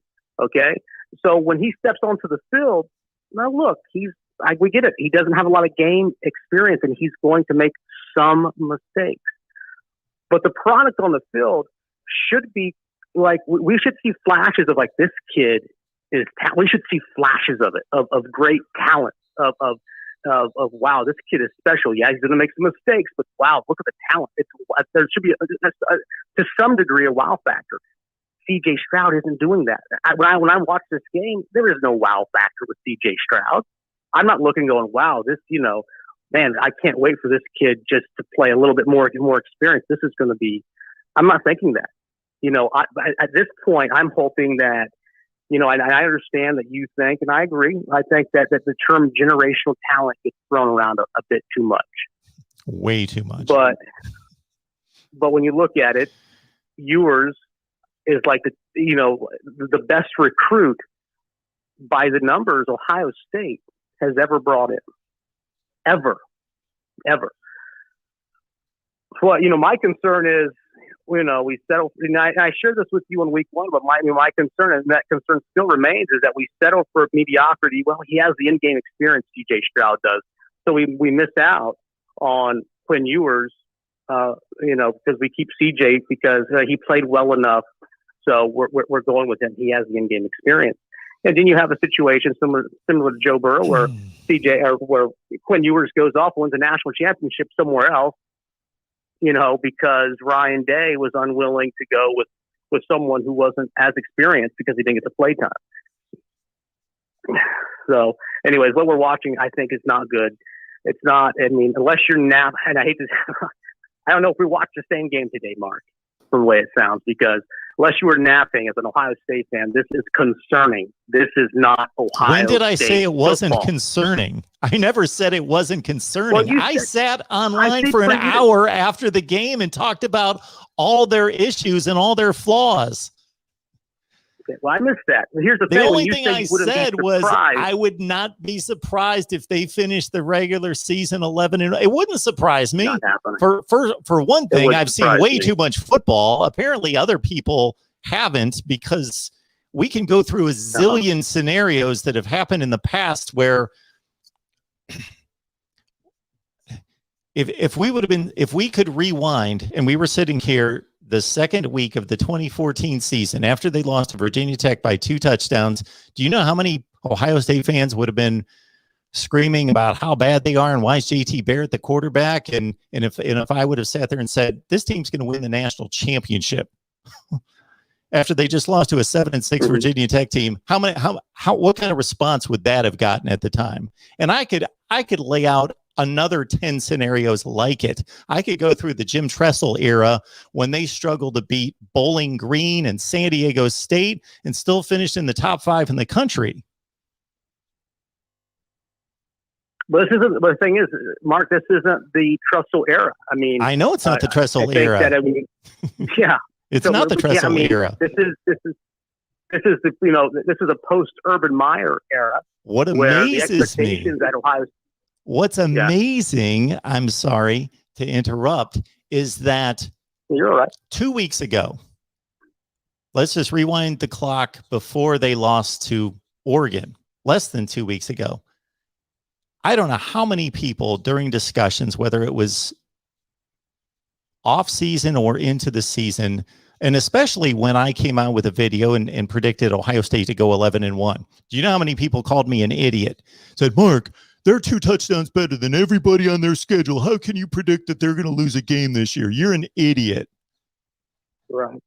And I said, well, if you're predicting a team to go 11-1, I'm not going to be surprised if they go undefeated. I am just telling you, I am expecting this team to lose to either Oregon or Penn State. Mm-hmm. Just like if I'm predicting a team to go 11-1 preseason, it's not going to shock me if they go 10-2. So if they lose another game, I'm not going to be surprised. They're not playing well. But I don't know how many people told me that Ryan Day was such a better coach than Urban Meyer. Up to last Friday before they lost to Oregon, that Ryan, he's incapable of losing a conference game or incapable of losing a regular season game. He's perfect. Urban Meyer did that because he's an idiot and he would blow games every year. Just because he had the best winning percentage in the history of the sport since World War II, people didn't want to hear that. It was Ryan Day can walk on water and he doesn't lose any games. And here we are 8 days later and everybody thinks he's an idiot. Yeah. Look, you have a good track record. Look, last week I called it. Well, before the Oregon game, when I called you, you said, you know, Zach, I think that if they were to play, if Ohio State and Oregon were to play 10 times, I would say that Oregon would win 40% of the time. Well, the rest of the nation, the consensus was that, including the guys who make big time money, on these national level stages, were saying that, well, actually, Ohio State would beat Oregon 80% of the time. So that was the consensus. So no, I understand that you push against conventional wisdom, and I respect that. That's why I like your show. That's why I think that's why a lot of people watch your show. You're not afraid to go against the grain. That's a great thing. That's a good thing. But I think that your concerns are valid. Look, I called in to local radio back when Urban Meyer was being attacked viciously during that whole scandal, and my concerns. I didn't want to lose Urban Meyer, and I knew that by losing Urban Meyer, we could see a Buckeye. We could see where Buckeye isn't just far above and beyond the Big Ten, but where we could see a return to almost a Jim Tressel-like era. Look, Jim Tressel, and I'm not saying anything bad about Jim Tressel. Jim Tressel elevated. He brought the first national championship to Columbus in 1968 and 2001. Jim Tressel came in, did fantastic. He elevated the program at Ohio State. There's no doubt about it. He brought it back to prominence. And then when Urban Meyer came in, a whole new level. Now Ohio State isn't just able to recruit in the Midwest, but now Urban has the credentials and the prestige to go down into the SEC country down south and recruit 5-star players and really make it to where Ohio State is far more talented than the Big Ten and can run roughshod over the Big Ten most years. My concern, and I think maybe you may be hinting at this to some degree with what I hear, is that maybe Ryan Day is not as good as everyone thought he was. And maybe we may see, and as frightening of a prospect as it may be, maybe we are seeing a return to an era at Ohio State where Ohio State, and I understand this is premature. We are 3 games into this season. That this thing can still be course corrected. But when I'm watching after the defeat in the shoe against Oregon, and then watching the confusion and letting Tulsa score 20 points, letting this be a close game up until the last 6 minutes, this is not the Buckeyes that I watched under Urban Meyer. You know, this is very reminiscent of the Jim Tressel era, because I can remember scores like this in the Tressel era where Ohio State wouldn't break away from opponents like Tulsa until the 4th quarter.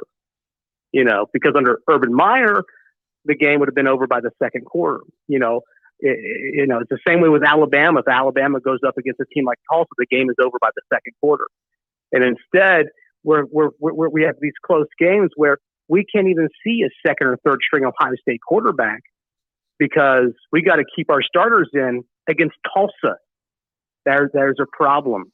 There's a problem in Columbus, and I don't know what the problem is. I don't know if it's a defensive coordinator. I don't know if it's the scheme.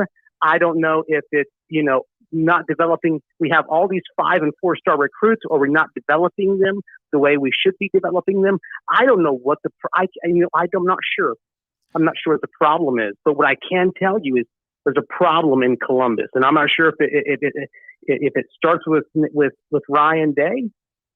But if it is, if the problem at the end of the day is Ryan Day, Ohio State, we have a big problem in Columbus, and we may see a return to the era where Ohio State just isn't that far above the Big Ten, and where we're going to start losing these games like Penn State.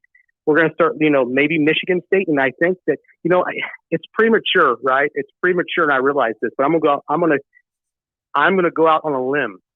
Okay. Mark, I'm going to go out on a limb. Okay. Cause I'm watching it. I watched the entire Michigan game today. I watched Ohio State today. And I know we're 8 games away from Michigan versus Ohio State. From Columbus, born and raised a Buckeye. I think Michigan is going to beat Ohio State this year. And we're only 3 weeks in and watching this performance. I know a lot can change between now and then, but I'm going to call it now. I think Michigan beats Ohio State. And I know people are going to laugh and they're going to think it's funny until November 27th arrives. And at 4 or 5 p.m., we learn, oh shit, they did, part of my language, they did lose. Well, they're going to win some year. It's going to happen. So Michigan is going to beat Ohio State at some point. I've been saying that for a decade practically. So it is going to happen regardless of how good the teams are. Teams like Ohio State can only go on streaks like this against the likes of Rutgers and Maryland and those kind of teams because of the disparity between the two teams. But Michigan's been too good to not beat Ohio State at some point.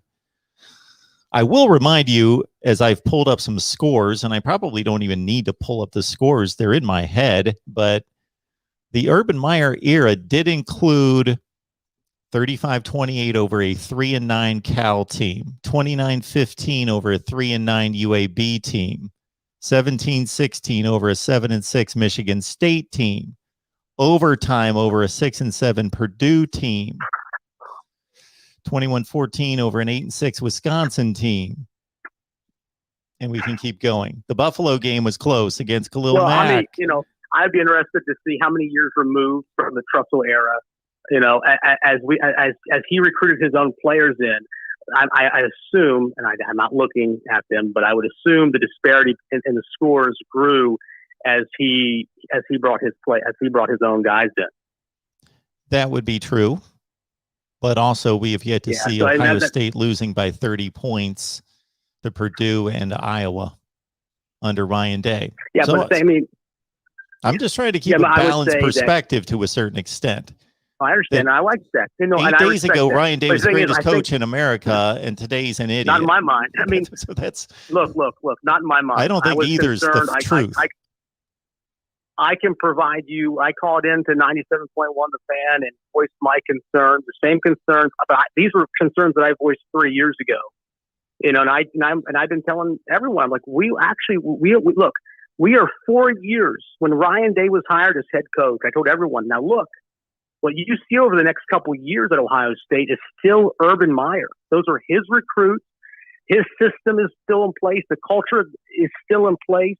So the next 2 years, you know, what you're watching is still, in large part, it's Urban Meyer, Ohio State Buckeyes. The further we move away from the Urban Meyer era, we're now 3 years into the Ryan Day era, and next year will be fourth. What we're going to see over the next couple of years is far enough removed from Urban Meyer that this is Ryan Day Ohio State football play.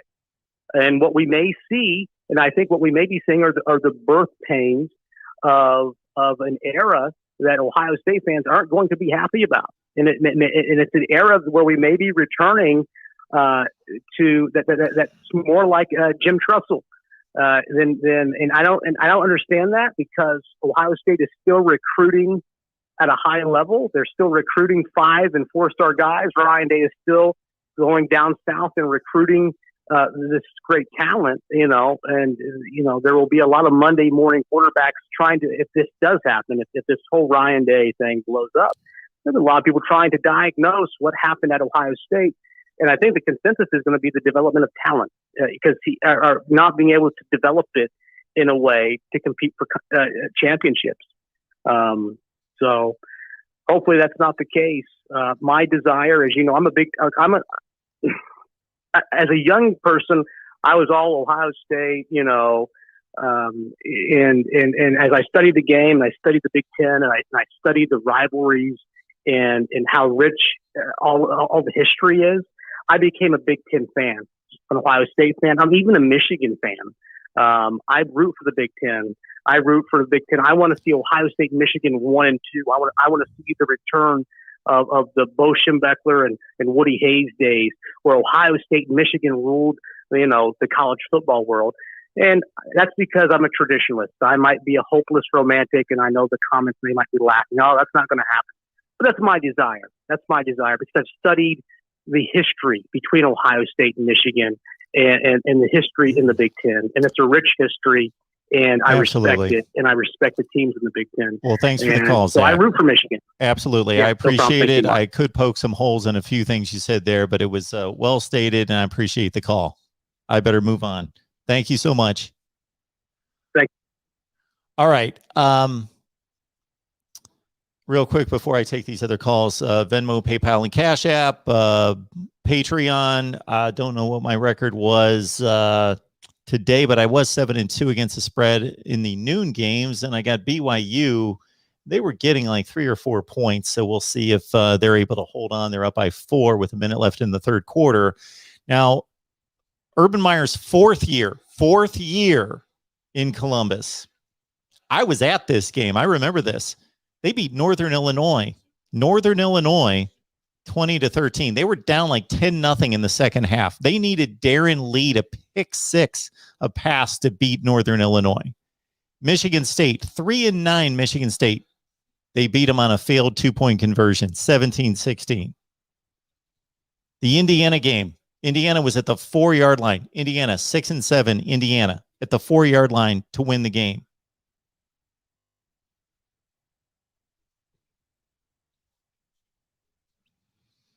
The next year, 7-6 Northwestern. That was a nail biter, 24-20. Then, of course, the Iowa and Purdue debacles. Oh, got a pick 6 by Arizona State, I believe. No, he's going to get caught from behind.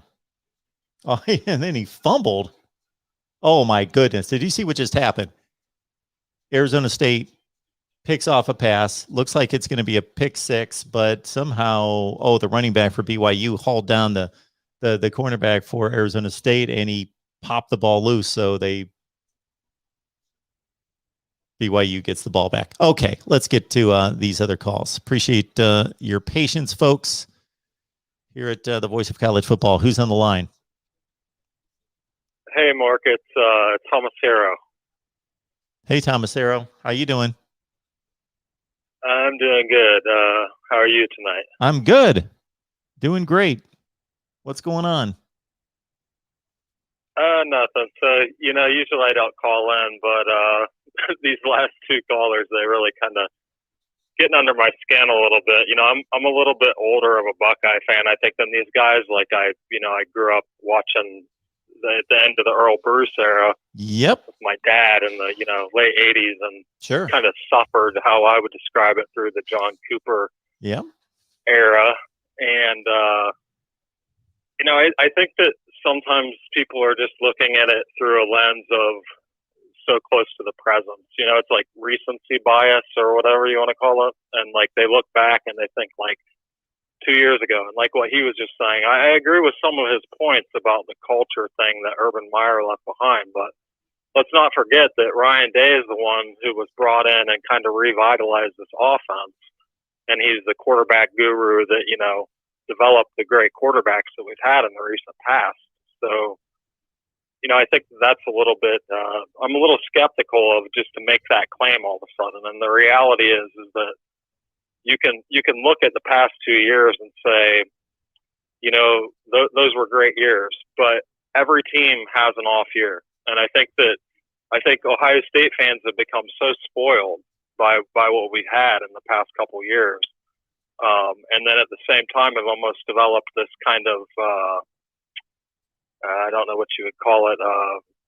We look at Alabama and we think that every team's just going to function like that, the way that Saban had.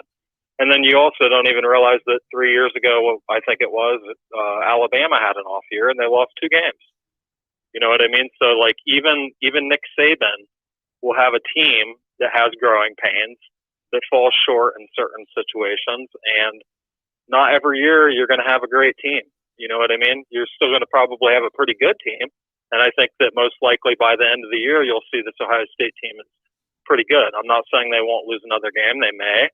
But like you said, they may end up being 11-1. That wouldn't shock me. It wouldn't shock me to see them lose. But that's just what I'm kind of seeing. And then when you start, coming to the point where you are criticizing a freshman, a 19-year-old freshman, who just broke Archie Griffin's record. He just ran for 277 yards.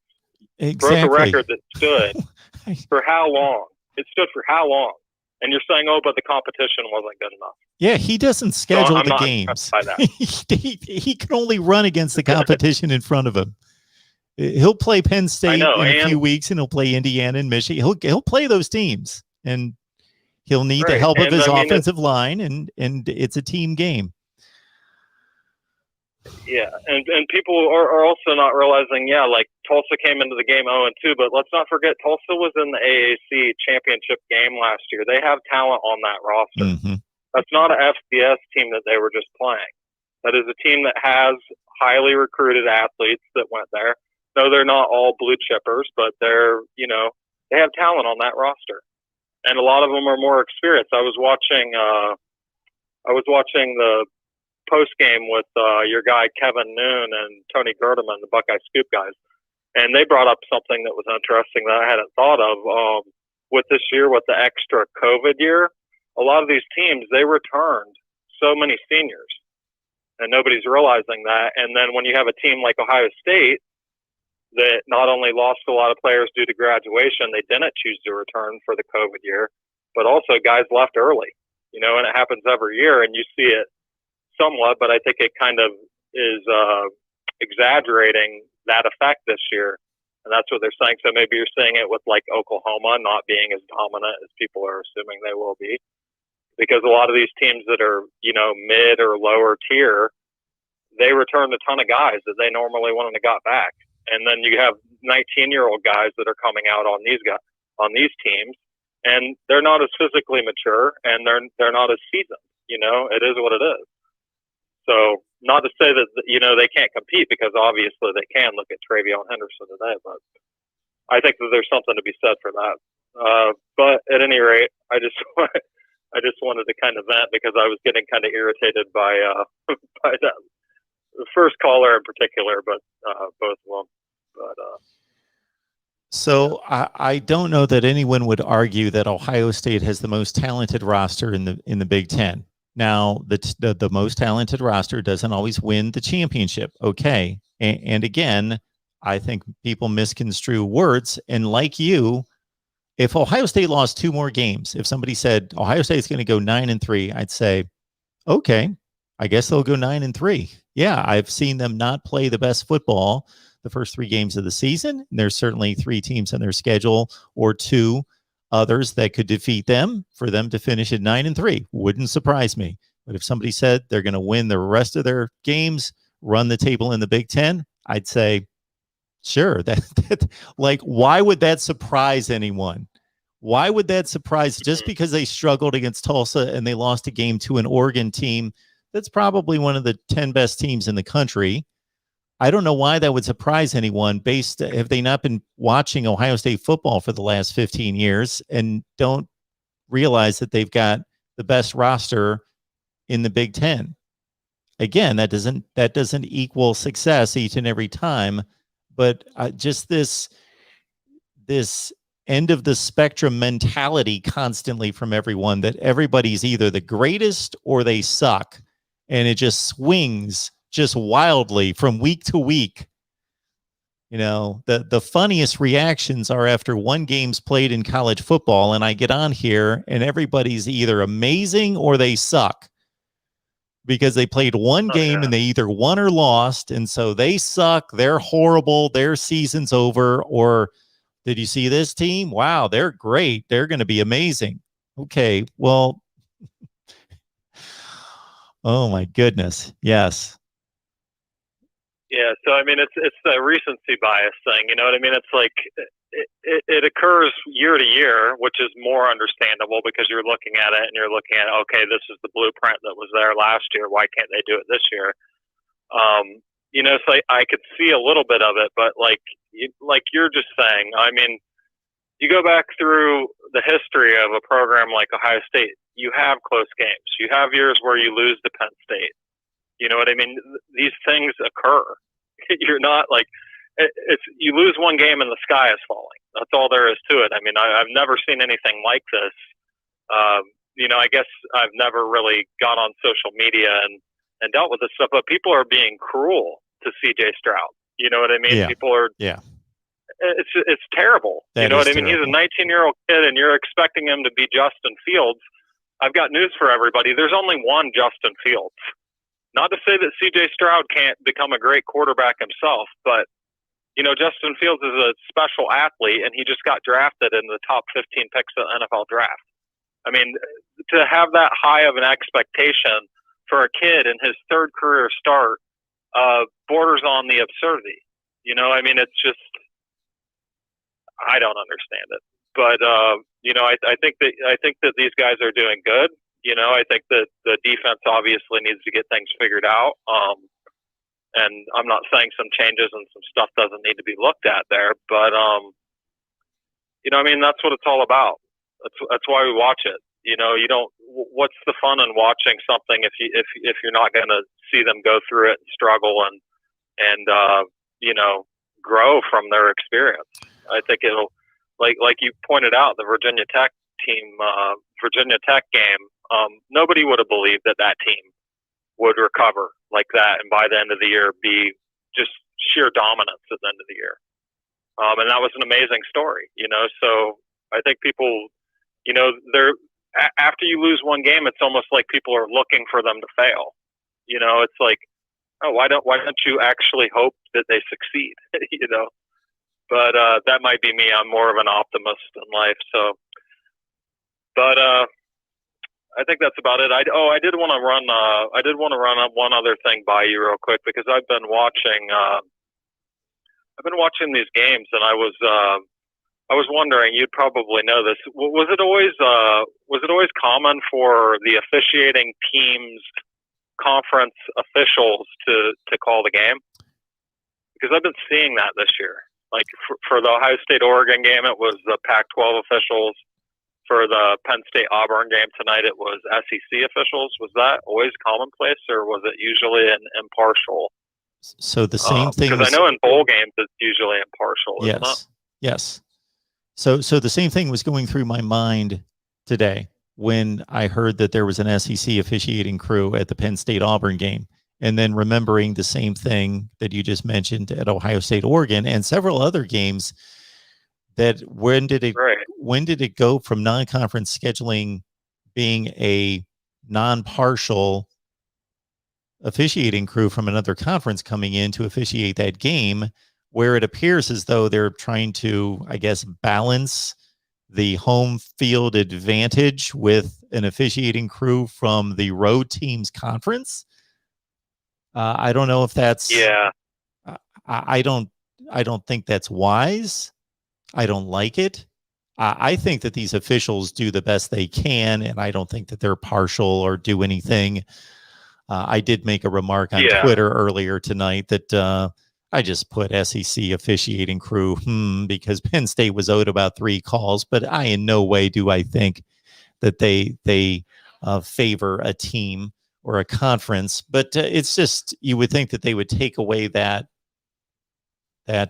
element of people conjecturing about that by pointing bringing the in finger at it.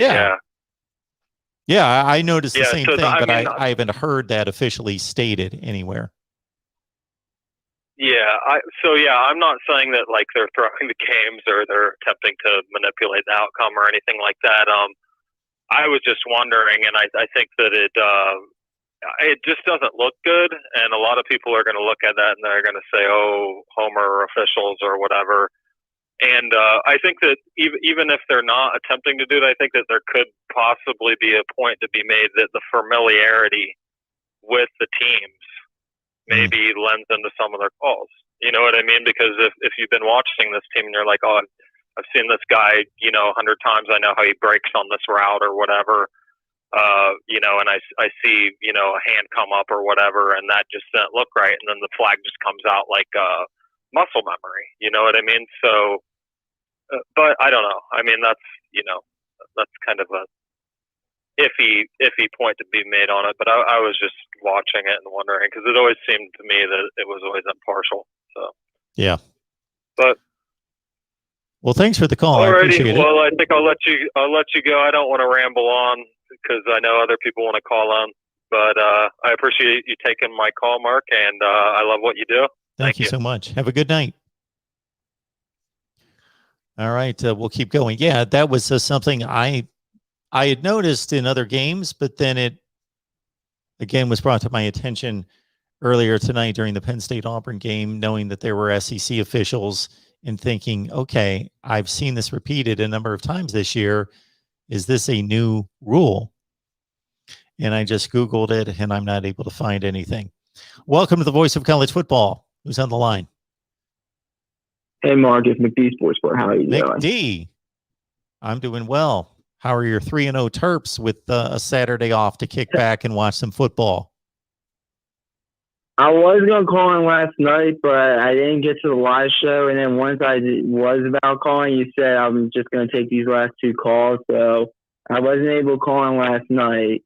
But we went to Illinois. Meyer played like absolute garbage for 3.5 quarters. I thought we were going to lose the game once we forced the fumble and went right into the wide receiver's hands, and he went in for the touchdown to get 17-10 Illinois. But Maryland won that game purely off talent. That's the only reason they won that game. Give Mike Loxley credit for making some adjustments. I can see why Miami fans didn't like Dan Enos, because I thought the play calling was wildly inconsistent throughout that game. But hey, we're 3-0. We went on the road and win the Big Ten game, which is always good. But Mark, I have a few questions for you. Go. I just want your honest opinion, if that's okay. Mike Loxley is a better coach than Ryan Day. There's your first answer. The answer to that is Ryan Day is a better coach than Mike Loxley. Mike Loxley is the best coach in the Big Ten. Is that what you were going to ask me? No. You said I they was won. gonna You ask said they you, won though. on sheer talent last night. Does that mean that Loxley's awful? That they overcame his? No. They No. overcame Dan I thought Enos. Loxley. I think I could see why Miami fans didn't like Dan Enos though in 2019. I could see why after Friday night. That the play calling was wildly inconsistent. But I'll say this on Loxley. Loxley would have lost that game year 1 and year 2 during his tenure there. So once again, there's improvement. But in my opinion, the past few, not the last caller, I think he was pretty fair. But the 2 callers before. They make me laugh. What's happening, Mark, is Ohio State is vulnerable to a point that basically the Michigans of the world, the Penn States of the world, the Wisconsins of the world, the Iowas of the world might have a legit shot against them. And you look at the college football playoff landscape, 3 and 4 are wide open. I'm pretty sure number 1 and number 2 is going to be Alabama and Georgia. So Ohio State fans are all nervous. And listen, I'll be honest with you. I didn't like that the score was 20-17 Maryland at the end on a last-second field goal against Illinois, because I believe Maryland was better than 20-17 against Illinois on the neutral field. But I'm happy we went in there and got the win. My question to Ohio State fans would be, would you want the score to be 61-20, and maybe it'll be okay to give up 20 points to a Tulsa team that averages 21 points offensively this year? So you actually held them underneath the average amount of points they have scored this year in this short season. Better yet, is Ryan Day that bad of a coach? If he's such a bad coach, didn't he just lose his first regular season game in year 3 against Oregon a week ago? So I think Ohio State fans are overreacting big time. I mean, I would, if I was an Ohio State fan, I would be worried about the defense a little bit, because you're still giving up like 500 yards to and Tulsa. I know they were runner-ups in the American last year, but they're 0-3 team. But you're giving up 500 yards to them, so I can understand reacting to that some. But these Ohio State fans are just making me laugh, overreacting about the team. Yeah, there are concerns, and there are valid concerns, and that's why we're here, is to evaluate the teams, talk about college football, say so-and-so's getting better, or so-and-so's underrated, so-and-so's overrated. What do you think about this game? This team's not as good as we thought. All that stuff, and they're not playing as well as most people expected them to play. There's no question about that. They have defensive issues. They have quarterback issues. But I drew so much criticism just a few weeks ago when I said Ohio State was going to lose one game. I don't know how many Ohio State fans and maybe other people said that I was an idiot because there's no way they're going to lose a game. They were 2 touchdowns better than everybody on the schedule, and then suddenly they're horrible. They have an extremely talented team. They have a lot of issues. I thought that they improved in some of those areas today defensively. I don't care what anybody says. I saw a better defensive performance today, and I even adjust that for the opponent not being Oregon, but being Tulsa. And the quarterback situation, I do think that C.J. Stroud is far from what they would consider to be the right player for the position. Now, I'm not Ryan Day, though, and none of us go to practice to see how those guys are competing, but he said that C.J. Stroud emphatically, decidedly won that quarterback position. So he must be the best quarterback on the roster. And so I don't think it would surprise you, I'm guessing, if Ohio State went 11-1, won the rest of their games, but it also wouldn't surprise you if they lost another game or two. It wouldn't. I mean, I look at Ohio State. I thought they'll go undefeated because I personally didn't think there was a team in the Big Ten that could be remotely like within 2 touchdowns with them on a neutral field. I thought maybe one team in the Big Ten might give them a scare or something, and I thought as long as they could get past Oregon, which they didn't, they could go 12-0. But I mean, I'll say this: the one game that is on the road for Ohio State of the teams I mentioned is Michigan. I'll go out on a limb right now and say that Ohio State beats Michigan because it's a mental thing. I don't think the players in that locker room in Michigan believe they could beat Ohio State. Sort of like Oklahoma State with Oklahoma. I just believe it's a mental thing there. Or Kentucky with Kentucky with Florida. Yeah. I don't know. Michigan could win that game. They're capable of winning it. I still think my estimation of the two teams is that Ohio State is still better. I might be proven wrong, but not significantly, ridiculously better. And that's been one of the odd things about the series is that Ohio State beating Rutgers or Illinois 10 years in a row, nobody bats an eye because they're that much better as a program. But they've been decidedly better than Michigan, but not by Michigan's been going generally 9-3 under Jim Harbaugh. And so for Ohio State just to beat them like a drum every year or most of those years, it's there's some type of psychological edge there. Now, whether that stays, who knows? And we'll see the Saturday after Thanksgiving. But I think to me, these Ohio State fans, I've been seeing it all over the Twitter, over these live chats with some of your callers. It's just laughable. I mean, they beat Tulsa by 3 touchdowns. I mean, Henderson had a record-breaking day. And as you said, who cares if it's against Tulsa? I mean, Tulsa, I think, as I said last year, they were runner-ups in the American. I know they're 0-3. They did lose to FCS, but they did. I mean, they are an FBS team, Tulsa. He did do it against the FBS team. So, I mean, he can't do it against a top 25 team. I'm going to be honest with you, Mark. I think every defense besides Penn State and Wisconsin and probably Iowa in the Big Ten, and maybe a Michigan to a degree, Henderson at least going forward probably 130, 150 against them. Yeah. And that's going to be good. That's going to be good enough most of the time to go ahead and get the victory there. But the thing I was actually going to call you up about before I heard all these Ohio State fans going off was, who do you think is going to get the 3rd and 4th seed in college football playoffs? I think it's wide open. So you're assuming Alabama and Georgia? Mm-hmm. Okay. Yep.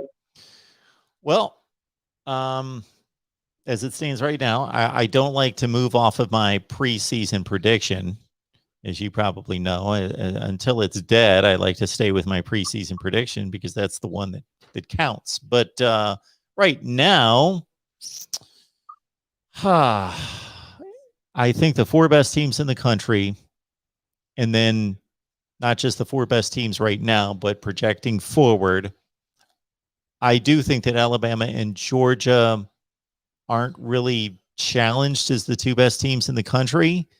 I think that, wow, that's a great question because that's really making me delve into the Big Ten. Oklahoma's not playing well. For Oklahoma to, not that they were really on the ropes against Nebraska, but it was a 1-score game, and Nebraska threw an interception close to the end zone, down by a touchdown. So, Nebraska, this, they've not played well. They've not been good forever, and they've not played well this year. So Oklahoma, their fans, why don't they call in? Because they're playing as bad as Ohio State is, maybe worse. All right, I'm gonna go Alabama, Georgia.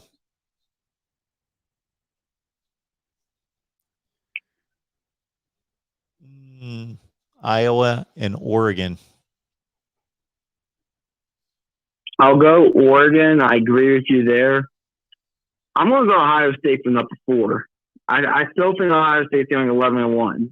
I just do. Well, I picked them preseason, so like I say, they're not playing that way right now, but we can go through all sorts of years.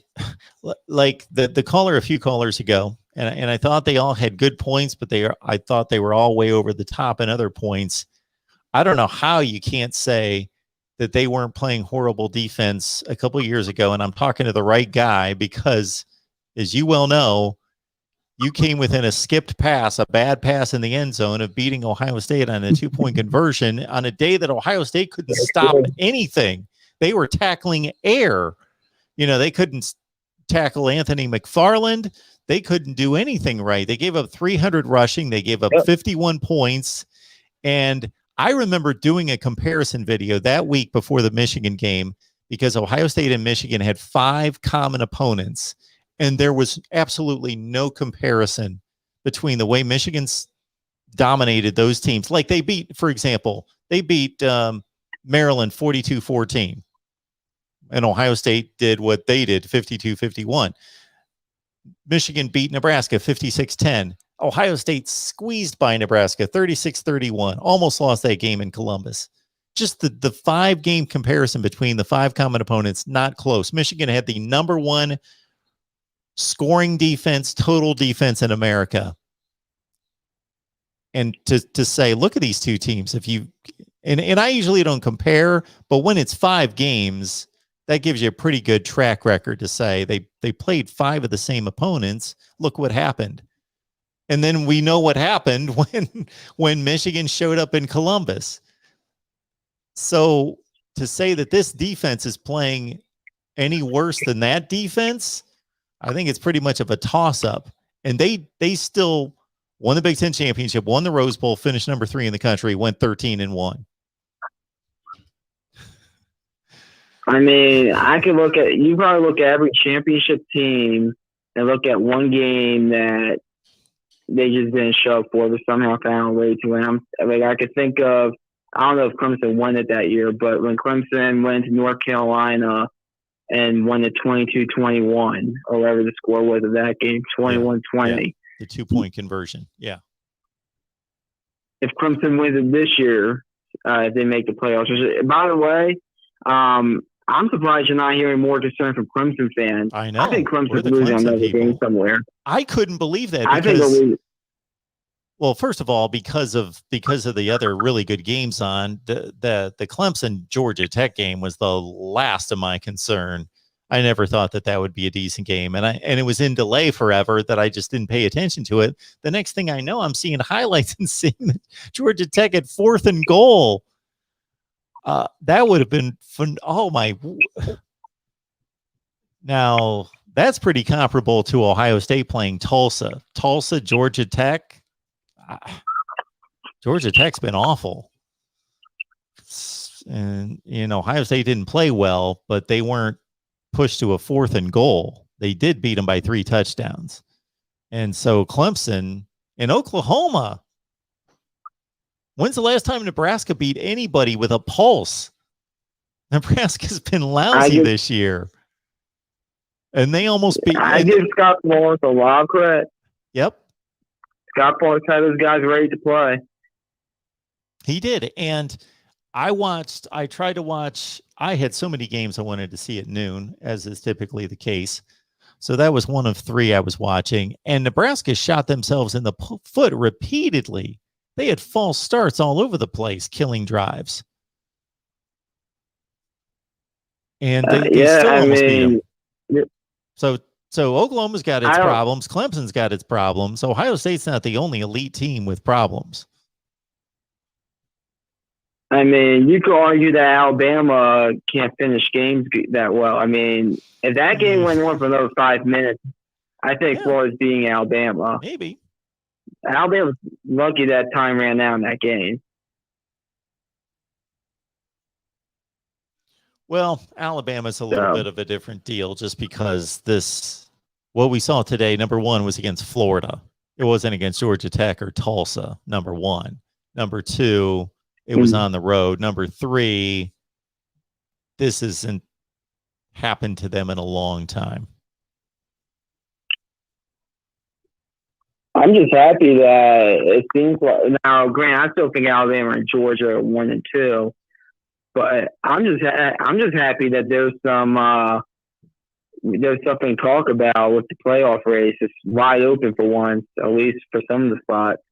It's not like I forget the word I forget the word I wanted to say, but invitational. It's not like an invitational.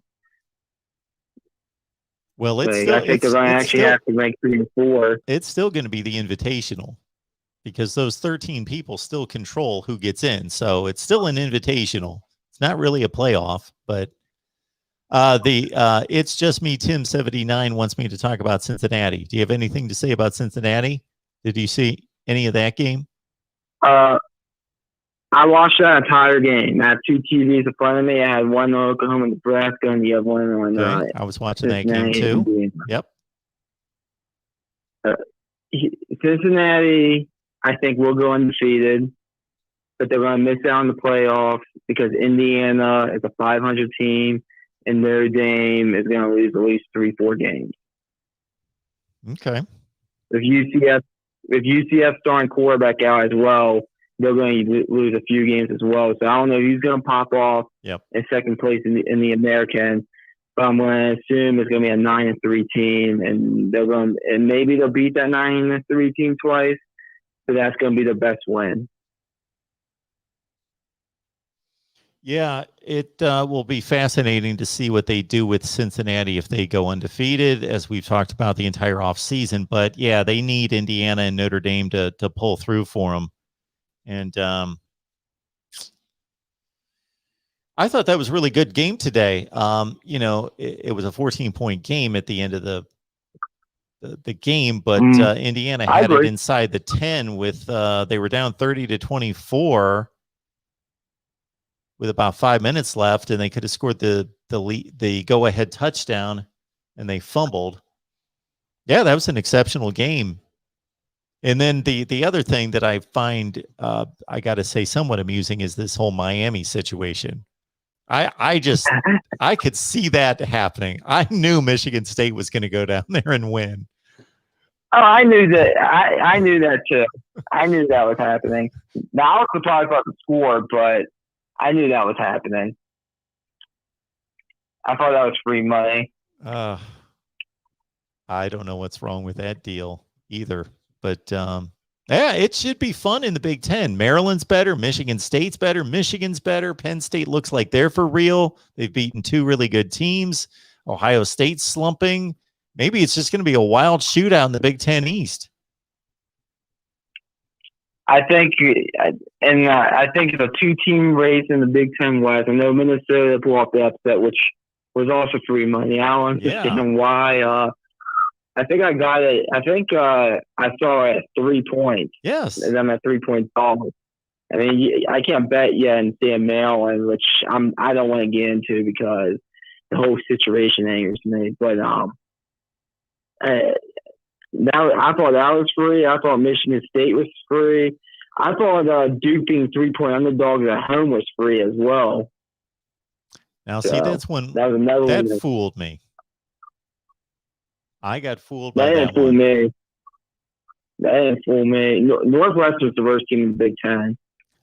They might be, but I thought Duke was the worst team in the ACC. The worst team in the ACC is the team that Wake Forest beat. Oh, yeah. I'm not going to say their name. There you go. Yeah. I mean, talk about a dumpster fire there. That's a pathetic situation too. It's unbelievable how bad they are. I mean, it might be whoever loses the Miami Florida State game might be the worst team because I don't see Miami doing much in the ACC. Really. We've got a score from the Rose Bowl. UCLA's down by 9 with 14 minutes left. doesn't surprise me. A lot of people are taking UCLA minus 11.5. I don't know why. Yeah, I took Fresno State with Fresno the State's 11. good. I saw your pick on the Patreon, but Yeah, this makes me want to go look at my predictions, see what I got here. I thought I had a nice day. Well, anything else, McD? No, I just want to call up here. I call in. I was going to talk about the playoff situation after a fourth of the season is in, but there's the whole Ohio State thing kind of just made me laugh. I had a comment on it, but thanks for taking my call. Go Terps. We open up as a 16-point favorite against Mark's Kent State. Hopefully we can beat Kent State. I know they have a good quarterback there, so I think it might be a little bit more tricky. But I hope we go ahead, beat Kent State, and go undefeated going to Iowa. So thanks for taking my call, Mark. Okay, McD. Thanks, man. Have a good night. See ya. All right. I'll get to these calls in just a second. Somebody had asked, thank you so much for the super chat. Who did that come in from? Ohio Hurricane. Ohio loves the Canes. Do you think Manny Diaz gets fired? One thing working against the firing of Manny Diaz, as I understand it, would be Miami isn't necessarily as apt as some of these other big schools with a ton of money, i.e. Auburn last year with Gus Malzahn, or Florida State with Willie Taggart a few years ago to cough up however long his contract is. I don't know what the buyout is. It's probably $15 to $20 million. So they're somewhat hesitant to do that. Based on their expectations, I got to think, okay, they're sitting at 1-2. They just lost a game that they did not expect to lose. Now they're headed into ACC play. I know they got Central Connecticut. So they're going to go 2-2 non-conference. The way that they're playing right now, they should go 7-1 in the ACC, lose to North Carolina, beat everybody else. But they're looking more like a 5-3 team in the ACC. The way that they're playing, and you talk about a team that keeps showing us the same thing, basically that they're inconsistent and that they're going to go 7-5-ish. And that's what it would be. 5-3 in the ACC gives them a 7-5 year. I think that they could pull the trigger on Manny Diaz if they go 7-5 against that schedule. It's not a tough schedule. I would fire Manny Diaz if they went 7-5. And there would be other, I'm not the type that just says, okay, you got to hit this record. And if you go 8-4, you saved your job if you went 7-5. No, I take into context the nature of the wins and losses, the injuries, how well they performed against elite competition, those sorts of things. But they did not perform against Alabama the way Florida, who was considered to be preseason a comparable team to Miami. Miami was top 15. Florida was top 15. They were both around 13, 14, 15th in the country. Miami got completely annihilated and was blown off the field in the first halves, 27-0. Florida did what it did today. Now, Florida was playing at home, but Miami was playing neutral site. So I would make those kind of evaluations. All right. I'm going to add up my prediction record as I take this next call. Welcome to the Voice of College Football. Who's on the line?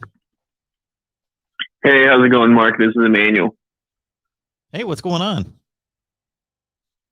Hey, Mark. I know I haven't had the chance because I've been so busy, and I know you've talked about this topic, but I haven't heard yet about the USC vacancy. And I'm hearing lots of names thrown out, like Bob Stoops, even Lane Kiffin returning to the Trojans. Who do you think the Trojans would get, and who do you believe is the best fit? I think the most qualified coaches out there that are reasonable would be Luke Fickell, Matt Campbell, and James Franklin. I would want to find a coach who is in the prime of his coaching tenure, his coaching career. I wouldn't want to go out and get Bob Stoops. Nothing against Bob Stoops. Excellent coach. We all know that. But I don't want to bring in a retread type of coach. I also don't want to take a risk on somebody that hasn't proven that they can handle a program like a USC. So I would want to find somebody who, because college coaching is a grind. You got to have energy. You've got to have drive. You've got to have passion. And you got to be very smart, and you got to work well with people, obviously. So those people have proven that to a certain extent. But I would want somebody who's on the way up. Campbell, Franklin, Fickell. In order would be Campbell 1, Fickell 2, Franklin 3 for me. I might be missing somebody out there. David Shaw would interest me to a certain extent. Mario Cristobal would be a great hire. I don't think that he would take the job. He actually would probably be at the top of my list, but I don't think he would take the job. Yeah, I completely agree. I don't see Cristobal leaving. I mean, he's building something in Oregon. If he leaves, I mean, nothing against going to another program like USC, more tradition and more money, perhaps. But I don't know, when you're building something like he has, to just leave it at that point for Oregon, I don't think it's a good look. Ultimately, the look doesn't matter, but the people I think I have for me, I would put number one, the guy that I would want to take over the program is PJ Fleck from Minnesota. Okay. I think he has that energy. Mm-hmm. I think he reminds me a bit of Pete Carroll with the attitude. Yeah, and I would love to. Yeah, he hits all the checklist items that I just mentioned. Absolutely. Yeah, and my second guy, and I would love to see him come back, is Lane Kiffin. It would also look bad for him to leave Ole Miss at this point, like he did at Tennessee all over again. But do you think that could actually happen? Well, I don't know how Lane Kiffin feels about the way he was treated at USC. I do think that he understands that while he's always had a great football mind, of course, and that's one of the reasons why he's been able to secure the jobs that he has at as young an age as almost anybody in the history of football, both in the NFL and college football, that he's certainly learned from his experiences, and it seems as though he's matured and would be much more capable of handling that job and not being a knucklehead than he was 5 or 6 years ago. I don't know. I don't know how he would feel about that. I don't know what his moral compass would be about ditching the Ole Miss job to run back to USC versus thinking, okay, maybe I would like to have that kind of job again, but I'm not going to do it at this point. I can't answer that question about how he would view that, or if he would just view it as this is strictly business and you take the best job and I want that job, therefore I'm not going to bypass it regardless. I don't know. Yeah, I agree. But you know what?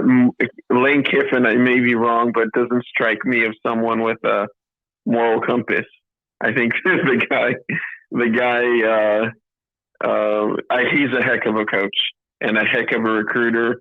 What he does, I think what Lane Kiffin is a monster recruiter, and also he also has an amazing job of getting the right coordinators.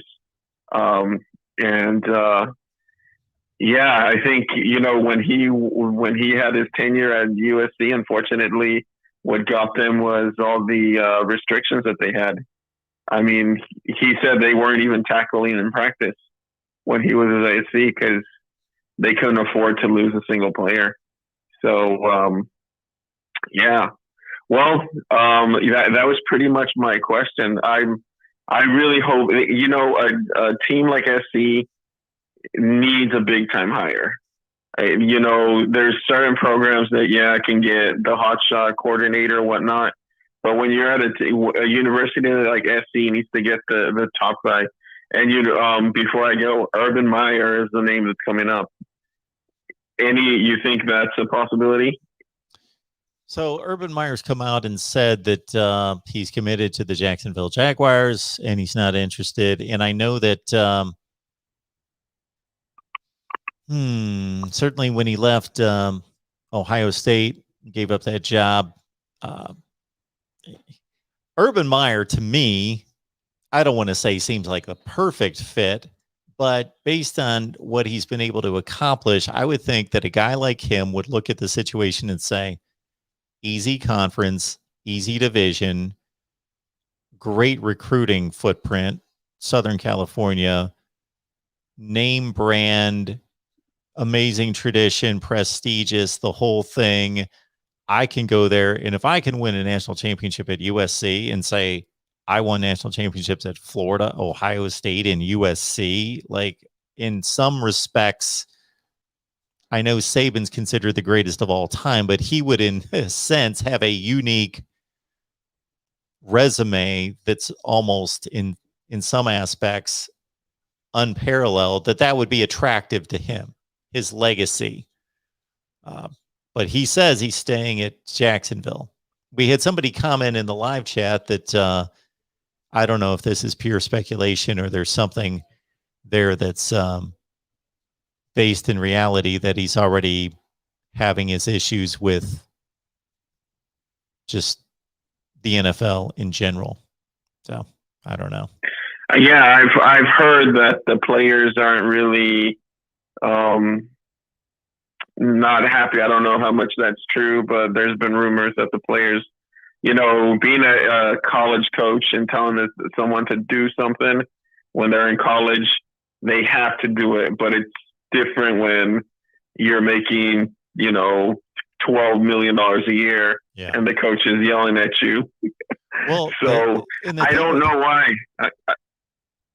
Yeah, I was just going to say, the thing with Urban Meyer that's different than a lot of other coaches is that if you look at these resumes from these coaches, once they get to Urban Meyer's age, most of them have jumped around and they've been a coordinator in the NFL. Then they got a head coaching job in college, and they've been at both levels, and so they're accustomed to it. But for a 56 or 7-year-old guy to change after he's pretty much had his way, and when you're that successful, you pretty much just, at the college level, you're given whatever you want. When you go to places like Florida and Ohio State and you win national titles and win 90% of your games, well, you pretty much, you rule the roost. So whatever you say goes. So I got to think that that's kind of difficult, being 57, 58 years old, and suddenly you're just in a different environment, different world that you can't completely control like you did in Gainesville or Columbus, Ohio.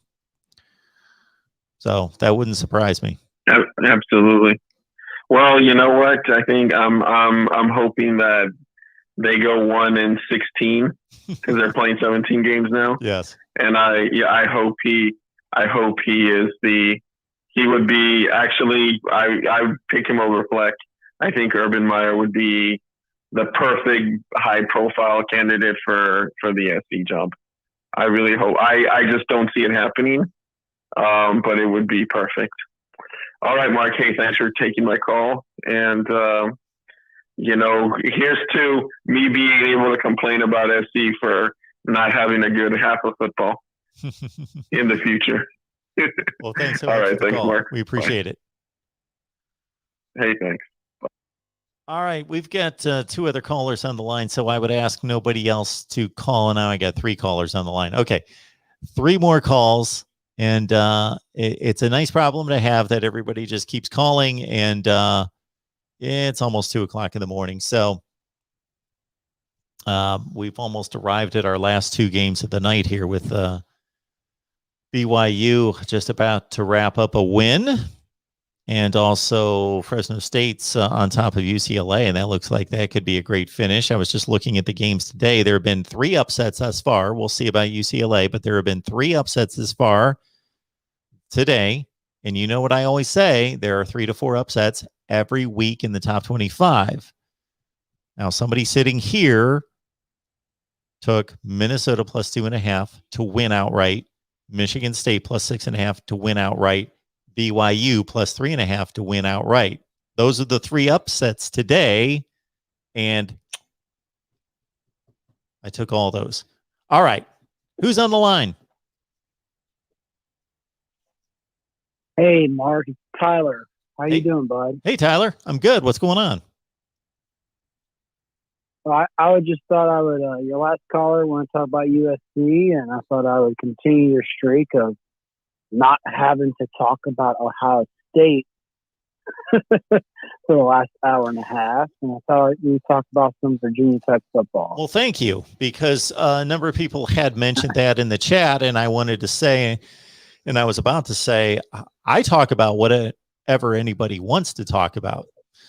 So I only talk about Ohio State because that's what every caller was talking about. So we will talk about anything in college football. So anytime somebody wants to change the conversation, all they have to do is call me.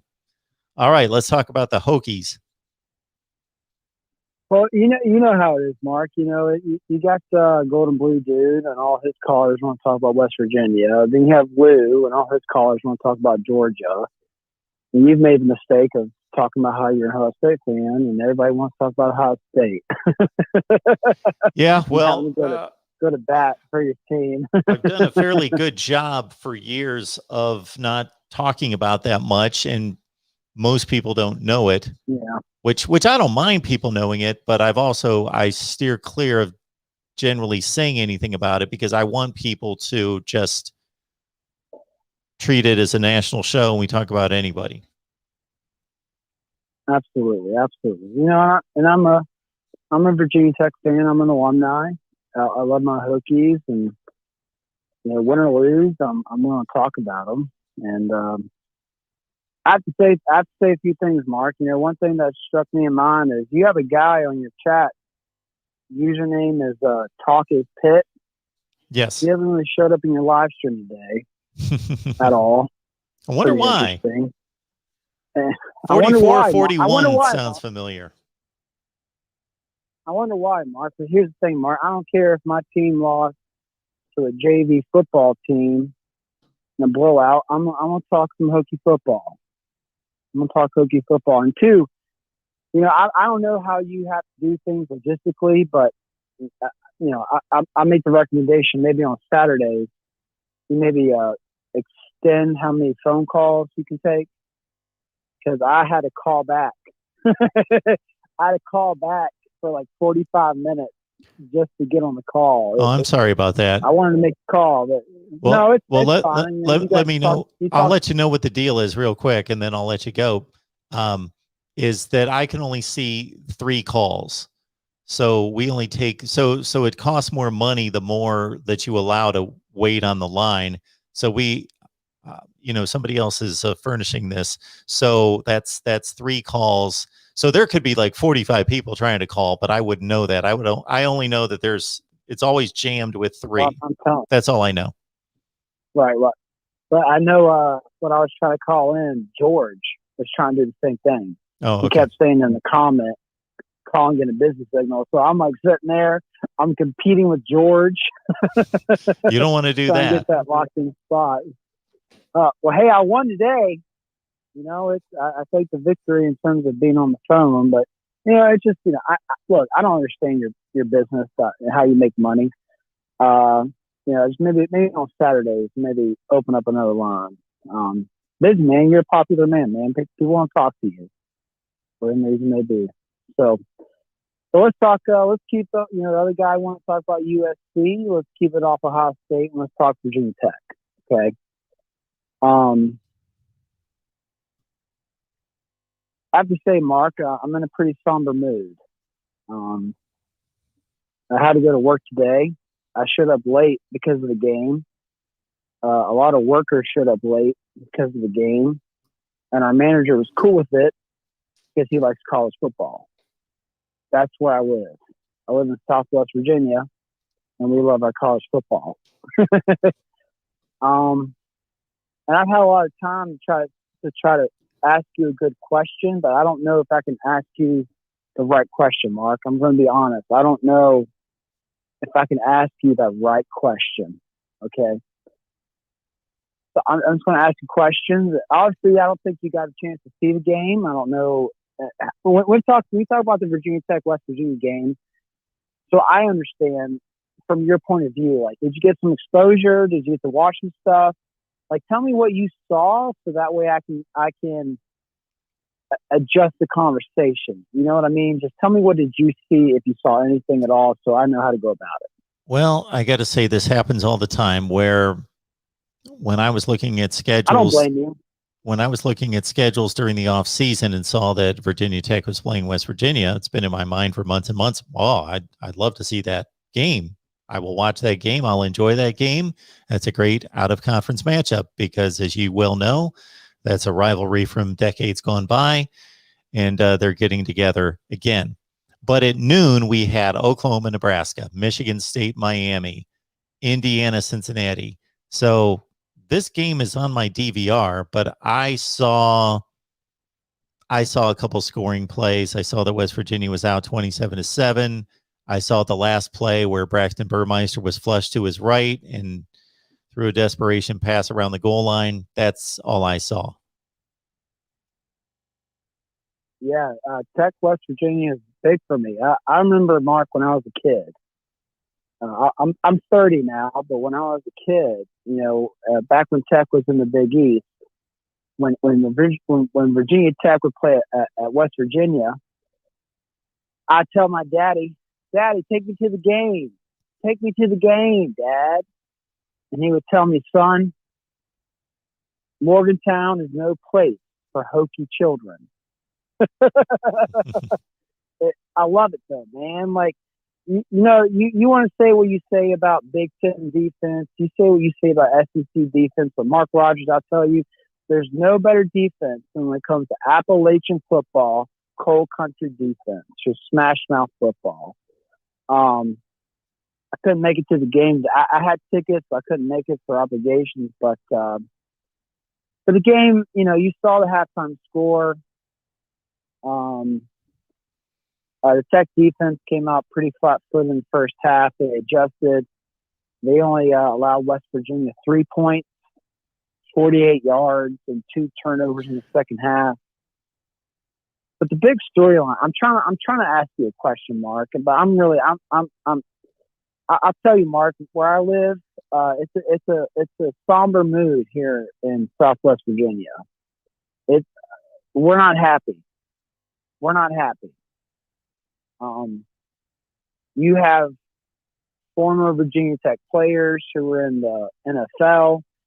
You have former Virginia Tech players who either retired from the NFL or who have, they never made it to the pros, so they retired at the college level at Virginia Tech. They are calling Brian Cornelison, our offensive coordinator, out by name. And I know that's rare. When you're talking about football players who went through the program, to call a coach out by name. I know that's rare. And Fire Cornelison is trending on Twitter. It's trending on Instagram. And Mark, I hope you have a chance to kind of watch a condensed game because you'll know what I mean. Mark,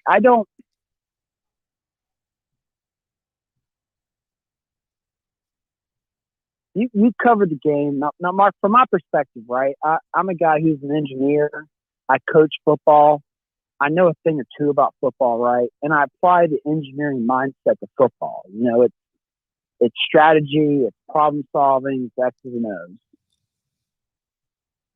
Sure. And when I saw Virginia Tech score 0 points, Mark, 0 points in the red zone, 0. And when you look at the play calls, Mark, I'm sitting there going, I don't understand.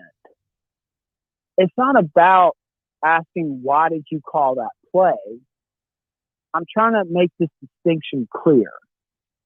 It's not about, well, oh, why did you call that play? Versus just as somebody who's analytical, coaches the game of football, and trying to understand the thought process. And my question to you, Mark, when it comes to, I love the game a lot, but I feel like you have a leg up on me because you made a living off of it. When it comes to, when we talk about pressure, okay? When we talk about pressure, we talk about the pressure on a quarterback. We talk about pressure on the defense. We talk about pressure on the wide receivers. But the thing we don't talk a whole lot about, Mark, is the pressure on the coordinator. The ability to make the right call. Under pressure, ability to make the right play call. Now, when I called onto your show a few weeks ago, I told you Brian Cornelison, the offensive coordinator from Tech, needed to be fired. If you want to go to my Facebook, ever since 2018, I've told you Brian Cornelison needed to be fired. Okay, well, let me cut in real quick because I want to get to a point here. Cut it. If I may. First of all, I'll probably be not. Go ahead. Finish. I'll probably not be going to your Facebook page. That will be one thing. Okay. Secondly. Absolutely. Okay. So secondly, what was it about the play calling? So you've stated a number of times that the play caller needs to be fired. Why? What was it about the play calling? So I'll talk to you about in general, and then I'll talk to you about the specifics of today. Okay, I'll make this quick. Okay.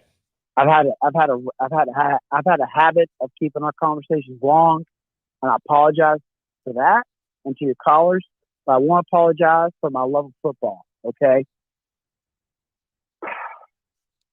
When I tell you, Mark, about the ability to put a game away and the ability to get those points in late in the fourth quarter to win a game, do you understand what I mean?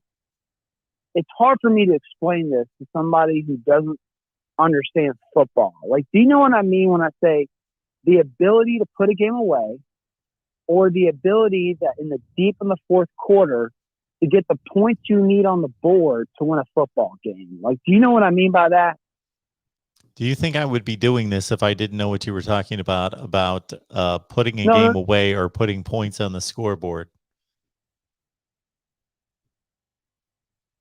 No, I'm trying to get us. I'm trying to no. It's more of us being in agreement, right?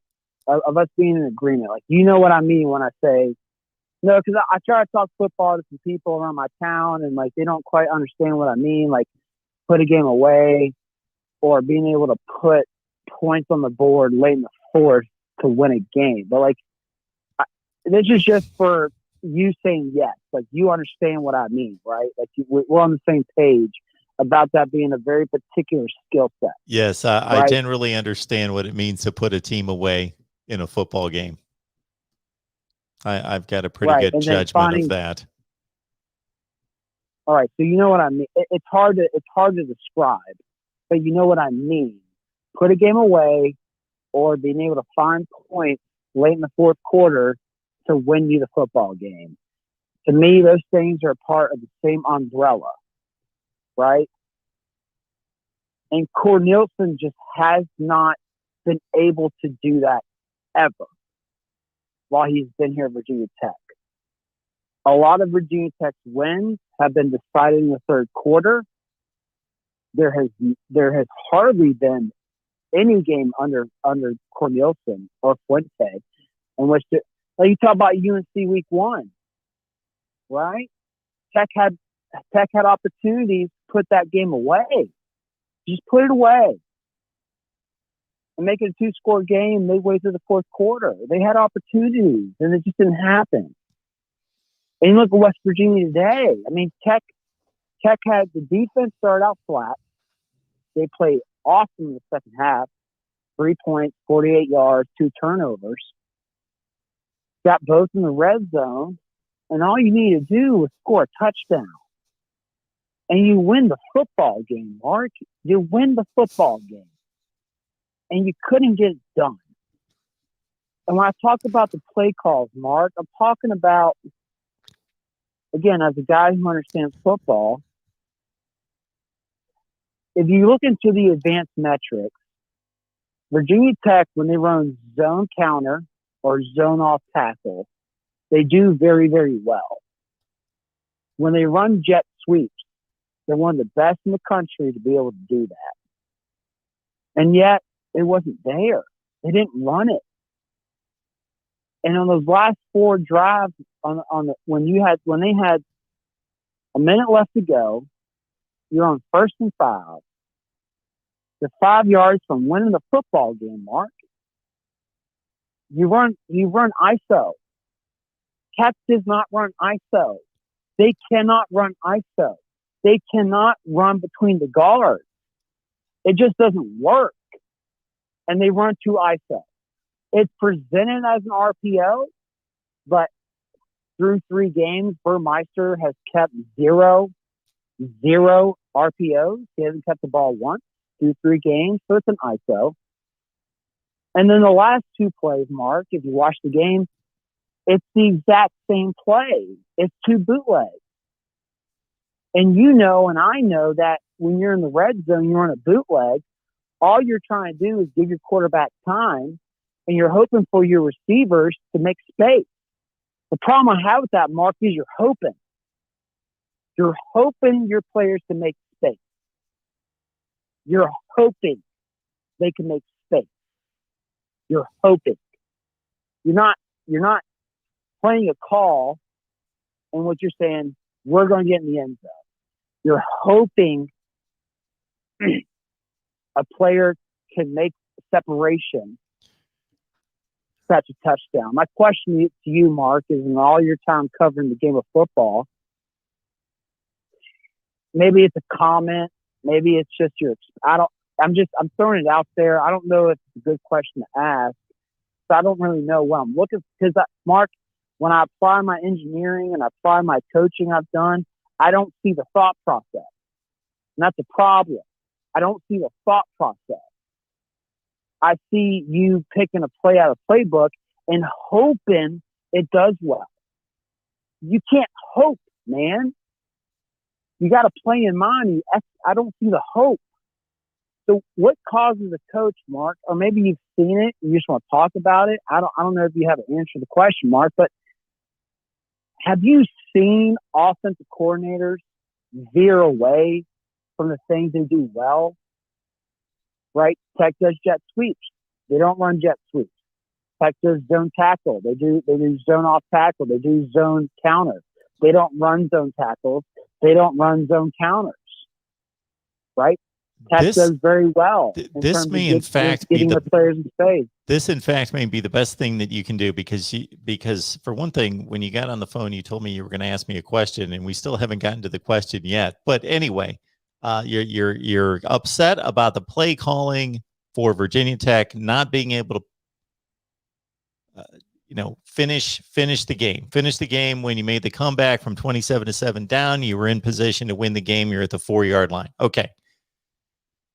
You should get on Twitter and you should contact Paul Van Wagner and Mike McDaniel, who are on here all the time, who work for ESPN Blacksburg, who watch every play of every Virginia Tech game, who do pregame and postgame for us and for a number of other outlets. Ask them what they think of the play calling and in particular the play calling during this game. I got to move on to other calls, but I appreciate the call. Right, Mark. But my question not play calling, Mark. My question is your play calling is apparently it wasn't good it's today. Not play calling. But I can't evaluate on what I didn't see. It's not about play calling, Mark. Yep. What I'm asking you is in your history of covering the game of football. Yes. Have you noticed the ability or lack of ability of an offensive coordinator moving away from the things that they do well? Yes. And the ability to close the game. To answer your question, like just yes. close it out. Absolutely. And just all right. just We're what's going your to move comment? on. I'm just looking for a comment. Okay. We got to What's your move comment on. that? I appreciate it. Thank you so much. All right. As somebody mentioned here, I am too kind, aren't I? All right, let's pick up these calls. We appreciate everybody hanging on the line here. Welcome to the Voice of College Football. Who's on the line? Hello, can you hear me? Yes. What's going on? Hey, what's up, Mark? It's Larry. I've been following your channel for a while. I honestly think it's one of the best college football channels. So, thank you, Larry. I think it's great that you're building your channel, and I appreciate being able to speak on here. So I'm a Penn State fan, and I just wanted to speak on a couple things. The first thing I want to touch up on, I'm not going to be like an hour like that one guy is, but me Sorry about personally, growing up, I'm 28 years old, growing up a Penn State fan, I really, really don't think Penn State is a stepstone type of job. I think it's one of the most prestigious, jobs in college football. Maybe it's not top 5, but it's not a job where you're going to go coach and then you're going to go leap to USC, Ohio State, or whatever. Now, I'm not saying that, money wise, yes, they make more money and all that other stuff. But to me, it's like, why would you do that knowing that at Penn State, you have, in my opinion, all the tools, everything you need to become an elite program, to put yourself in that top 5, to elevate it. So I don't know what's going to go on with James Franklin. Me personally, I don't think he's gonna make the jump. But I wanted to get your thoughts on what you see in Penn State as a program, and do you honestly think? Because I know you said his name. I've been watching the show, and you brought it up. You think, but I want to know when all these analysts and everything, when they think about it, what do you guys see Penn State as? Because we're not what we were after the sanctions. Like, we are, in my opinion, near the cusp of breaking that into the elite tier. We're like right there. We just got to get over the hump. Okay. This is what I think of the Penn I just State want job. your thoughts on that. Yes. So this is sir. my thoughts on Penn State. Historically, the Penn State is elite or near elite, meaning that when somebody asks me, or I think about the elite programs in the history of college football, not necessarily right this second, because Clemson would be elite now, but not historically. But historically, the combination of historically and now, I think of Ohio State, Michigan, Notre Dame, Alabama, Texas, Oklahoma, USC. Okay. That said, Nebraska and Penn State are the next two in line in that group of elite all time. Well, certainly Nebraska is not an elite job right now. Penn State, to your point, we saw a horrible situation close to 10 years ago. We saw Bill O'Brien do a phenomenal job in bringing that program to a place of stability and weathering a storm that was unfathomable. And then we saw James Franklin take it over. It take him a couple of years, and of course have that tremendous run in 2016 after they lost 2 difficult games in which some people were starting to question his ability to win there. And ever since, they have been the closest thing to Ohio State in the Big Ten. There's no question about that. They have been the one team that has consistently challenged Ohio State on the field and in the standings.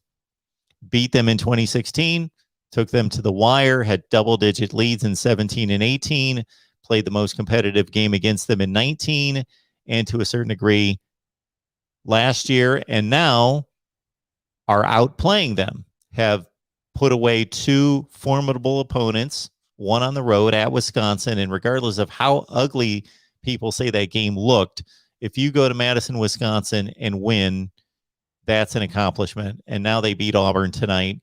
And yes, so I think, 100,000 people in the stands, the man makes, I don't know what his exact pay is. I've seen lists in the past. I don't recall. I know that he's a top 5 to 10 coach in the nation in regards to pay. So depending on your aspirations, you can certainly, it's been, not that it's been proven recently, but it's been all but proven that you can go to Penn State, make a ton of money, top 10 in the nation, and you have the ability to recruit, and you have the facilities and everything at your disposal to win. Now, it's not been quite accomplished recently, but it's been as close as anybody besides Alabama, Georgia, Clemson, Ohio State, Oklahoma, Notre Dame, to show that, yes, you can do that at Penn State. So unless you have a preference to go to USC because of whatever, weather, location, easier conference, whatever your criteria, and everybody's a little bit different. James Franklin, especially being a Pennsylvania guy, I don't see USC as a better job than Penn State. It may be an easier job in terms of competition within the conference and division. It is. Yeah, I agree with that 100%. And so, no, I do not elevate USC above Penn State. But I put that name out there because I've talked to USC people that cover the team that stated James Franklin was a candidate for the job. I honestly think that his name just gets thrown out there because maybe they think that I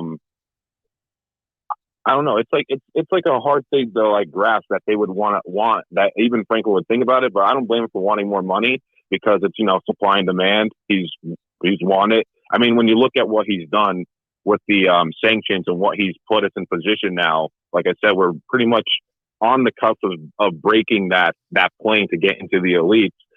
It's pretty remarkable what he did. And, thank God for Bill O'Brien. He did an outstanding job too. Yep. Because, I don't know where we would be without those two, I don't, a lot of people thought Penn State would take longer than this to get to the position where we're at. Oh, I did too. I definitely enjoy him and I like the coach a lot. So I'd hate to see him leave, to be honest. Well, this was my thought process. So, I've always had the utmost respect for Penn State. And we'll put aside the whole abuse situation and all of that. We'll put that to the side just in regards to a football program and the way it's been conducted and presented, both from the standpoint of class and also quality on the field. I have always had the utmost respect for Penn State football. Now, what happened. And at that point, because of it being so demonized, and rightfully so, I, unlike a lot of people, am able to separate the institution and the football program from the hideous act. I don't think that everybody associated with the program needs to be vilified and damned because of what an individual did or some of the people that enabled him. So I didn't have any ill will toward Penn State football because of what an individual did, and then maybe somebody else enabled him. So I did think that because of, and you know better than I do, having, as a Penn State individual, what that was like at the time, and that there were people saying horrible things about Penn State, and that why would anyone go there? Yeah, so they still kind of do, but it is what it is. There's always going to be that negative noise with it, unfortunately. So at the time, I thought, man, there is such a stigma on this program that and with no postseason and with the stigma around the program, and the program it was doing well at the time, but it wasn't at its peak anyway. Yeah, it was. They were doing fine. Yeah. They were coming through a series of seasons in which they were good, but they weren't. It wasn't Joe Paterno's heyday. That I thought, man, this is going to be rough for this program because who in the world's going to want to go there? Because number one, you got this stigma on you. You can't go to postseason play, and you're going to understand that nobody else is going to want to go there. So they're going to just sign a bunch of 3-stars. And that's what they're going to be. And it's going to take forever to get out of this mess. But the NCAA pulled back on some of those sanctions, and they got some scholarships back, and they got the postseason reduced to 2 years. And as you said, and I have many times, Bill O'Brien did a phenomenal job. And here they are. So I think it's an exceptional job. I think it's a top 10 job in the country.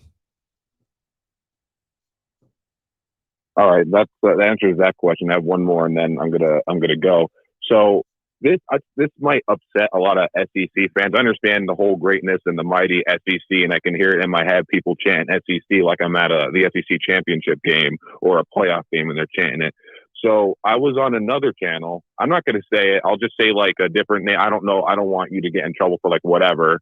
I'll just say their old name used to be SEC Nerds. So they made a point, and I've seen a lot of SEC fans say this after Penn State won the game tonight, saying, like, downplaying the victory, saying, oh, well, Auburn's eighth place team at best, and Penn State looked terrible beating them. And I was like, the SEC conference games didn't even start. So how could you say that? At first, I'm like, everyone thought Arkansas State, or not Arkansas, yeah, just Arkansas State. I'm going all over the place. Arkansas, the Razorbacks were this low-tier team, and here they killed Texas. They just flat out dominated them, and now they're rolling, and they might actually pull up the upset against Texas A&M. So it's like, I understand maybe annually they might be the 5th or 7th best, but it's like, this is a new year. You can't just flat out say that. And then also of the game, I wasn't really a fan of the officiating. Auburn got almost 3 free possessions too. Penn State got the first down clearly, and then the other one where they made us punt on a 3rd down, that was, I don't know what was going on, but I'll leave it at that.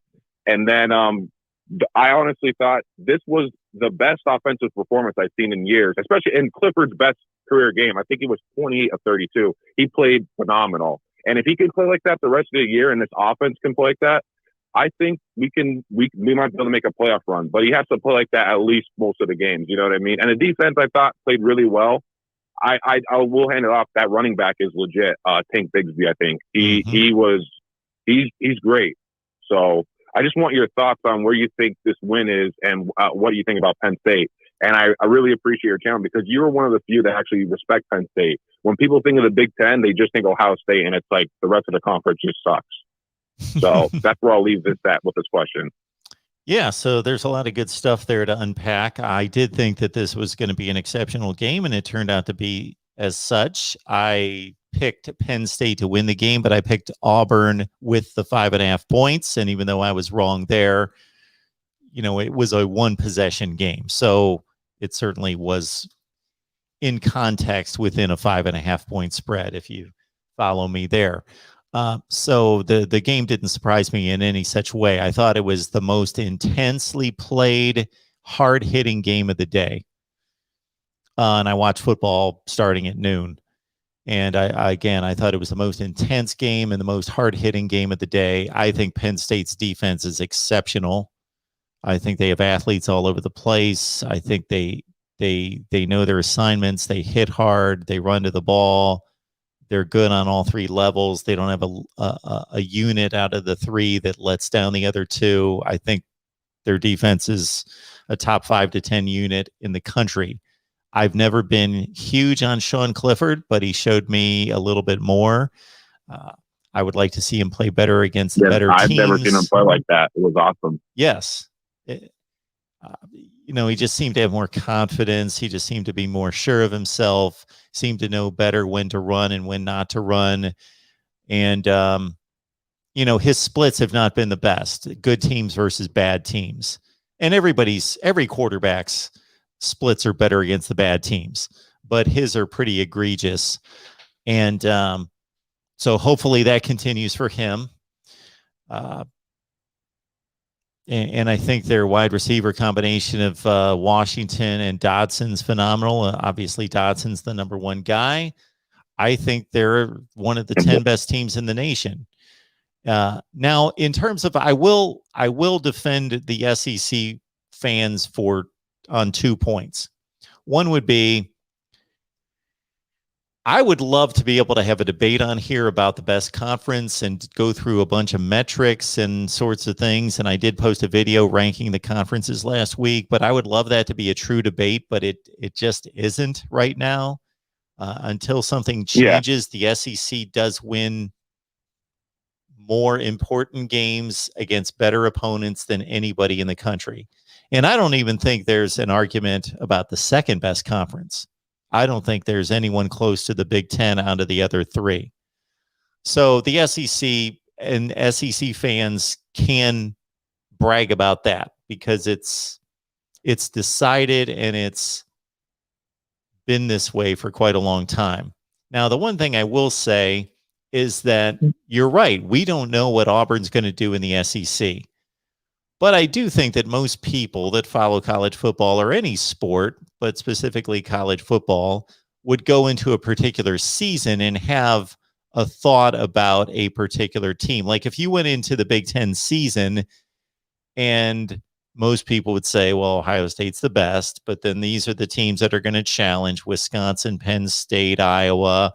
Who knows about Michigan? They're probably next, and Minnesota's pretty good. So there is a general thought about how good a particular team is, and that's what's generally been considered or projected about Auburn, is that they're going to have a down year because they've got a new coach and because of player loss to the NFL draft, that they probably are only a 6 or 7 win team. So I'm just, they could prove that wrong, but I'm just defending that stance because that's what's generally thought and projected about them this year. So my question to that would be, is that a reflection of how good or terrible Penn State is? Because that's what they made it seem like. Because when someone says, well, Penn State struggled with Auburn and that's a 7-win team at best and they're going to place 8th out of like 14 teams or whatever's in the SEC, and you're almost saying like, okay, well, people consider Penn State, like you said, right underneath Ohio State. So if, like, to me, it's like you're downplaying the win. Yeah. And to me, I feel like the first 3 games are going to be the hardest, especially if you're playing like a out of conference opponent. And I will say, some people made a good point saying Penn State played a really rough 3 games because Wisconsin's no joke, especially at their place. And we played Auburn, and they're not sure how many teams would be 3-0 right now, or at won both games. Sure. So, but I just wasn't a fan of people talking like that because it's just like you're downplaying, you're taking credit away from that win they had. And to me, I feel like Penn State could have blew it a little bit wide open. I wasn't a fan of the refs just giving 3 possessions to Auburn. Like the coach Franklin, I think he went for it on 4th and 1, and because they thought they needed a yard. But I think what happened was, I believe they misplaced the ball. When where they showed the ball was, I think it was like 2 yards away from where it was supposed to be. Yeah, so I think there was a miscommunication, 2 yards, but and enough. they kept saying that was misplaced. Yeah, they spotted it incorrect. The ball was I thought the misplaced. same exact thing. Yeah, that's why Penn State didn't get that. The officiating was just terrible. I almost never say anything about officiating. I generally think they do a good job, do their best, are impartial, all those things. But I went on Twitter tonight and said these officials need to make up 3 calls in Penn State's favor because they've ripped off Penn State 3 times. Yeah. I don't like to blame officiating either because, like I said, we won, and I know it looks bad, but to me, it's just like that could be the difference of Penn State pulling away or losing sometimes, especially in a game that's like evenly matched or going neck and neck and someone trying to pull away. That just kills momentum and puts momentum in the opposition's favor. Like when Penn State got the first down and PJ Mustipher got it, you can hear the whistle, and they kept showing the replay on Fowler and Herbie kept showing the replay, and you hear the whistle after the fact he crossed the first down, and then they spot it well behind them. Like, what's going on? They don't even like. To me, stuff like that in crucial moments should be revealable. It's not. I'm not manager of like Referees USA and all that stuff, but it is what it is. I'm happy to be 3-0. I'm not going to complain. The only thing I wasn't happy about is just reading comments about Penn State's terrible. They're not as good because Auburn's going to get like 6 losses. But it is what it is. Penn State can go on and be undefeated, and they have a really tough schedule. That would be outstanding. So, but you never know. To me, if I had to say one last thing before I go, to me, it looks like everything's wide open. A lot of people thought Alabama was going to blow out Florida. They didn't. And then Alabama, they destroyed Miami the first week, and everyone was like, whoa, this is clearly the best team. Michigan State goes down there and pretty much handled Miami almost in the same way in aspect. It was 38-17, I think that game was. Wait a minute. And they won pretty. Wait. Okay. The only thing I'll call you on there is you can't in any way, for as impressive as Michigan State was today against Miami, and I watched every play of the game, that performance can't even touch what Alabama did to Miami. No, I'm not comparing the performance. I'm saying that I think it's a reflection of how bad Miami is. That's my point. I don't think Miami was that good. No, I don't think they're that good either. Much of themselves. No, I yeah. agree.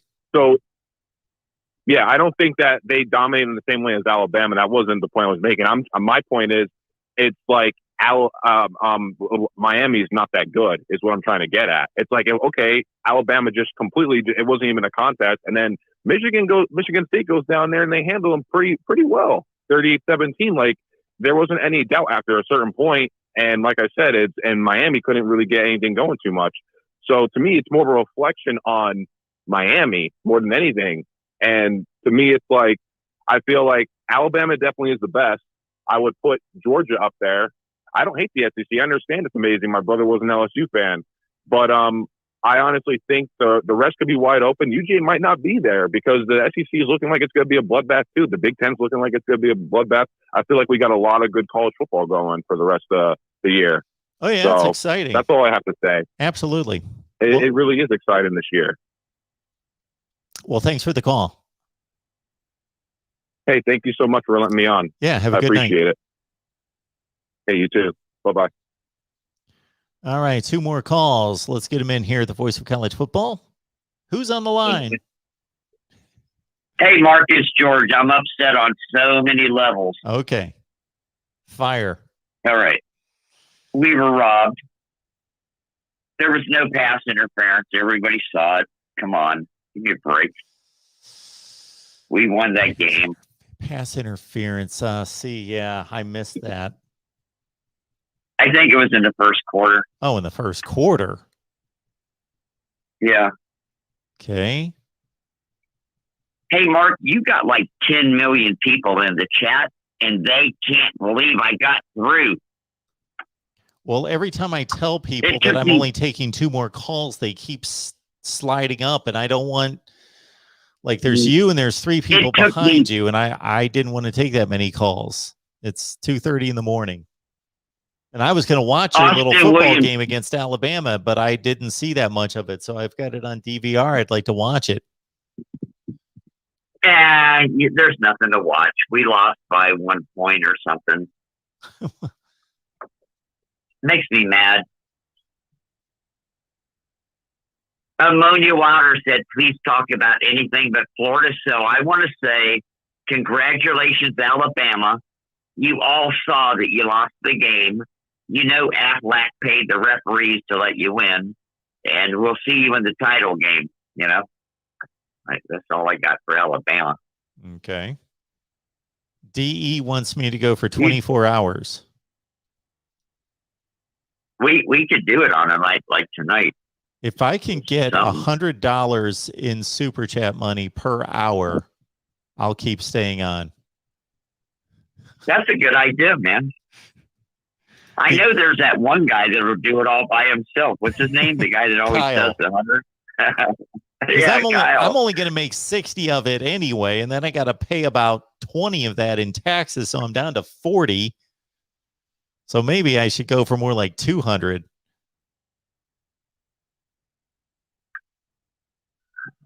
God. I was just going to sit here and rock back and forth in my chair and moan when you answered. I'm so crushed. Jeff Grimm said, thanks for acknowledging me, George. This chat is relentless. I had a lot of psychic energy when I started to call you, but after an hour in the chat, I'm worn out. These guys don't play. They're like, it's a full court press at all times. I wish I would have known that this UCLA Fresno State game was on the internet. Somebody said it in the live chat, so I just dialed it up, and Fresno State just won the game, 40-37. Wow, they're going crazy. I still don't think they're making the playoff. Who? Fresno State? No, they're not making the playoffs. Nope, they've already lost. At the end of the day, it's kind of a hollow victory, you know. Hollow victory? I thought you were the guy that comes on here all the time and says it's college football. It's amazing. Let's just celebrate everybody's little victories. I used to until they went to the playoff system and ruined everything. Oh, David Greenshield asked me in the chat, George, what do you think of Kirby Smart, LOL? Can I answer that? Sure. Go to it. Okay. We've all seen the Shriners Hospital commercials where they take advantage of those little kids and make them make commercials and beg for money. I feel like Kirby Smart should be on a commercial. Okay. He should be one of them kids. That's what I think. I mean, how do you have that guy as a head coach? He's obviously disabled. It's Rain Man. He can't think straight. He's embarrassed to be on camera, and he should be. I mean, it's embarrassing, isn't it, for a Southeastern Conference team with all 5 stars? That's what you get, Kirby Smart. He's like, oh, yeah. It's the defense's fault, you know? Hey, look, in the Clemson game, Kirby Smart blamed the defense for not playing better. You know, you can't beat this guy. He's autistic. You know, he don't care.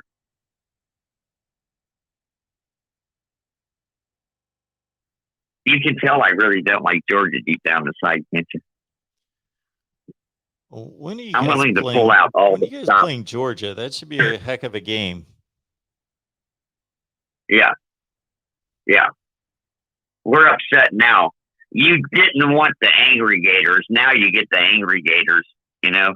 We're not going to leave room for the referee to rip us off next time. We're just going to win outright.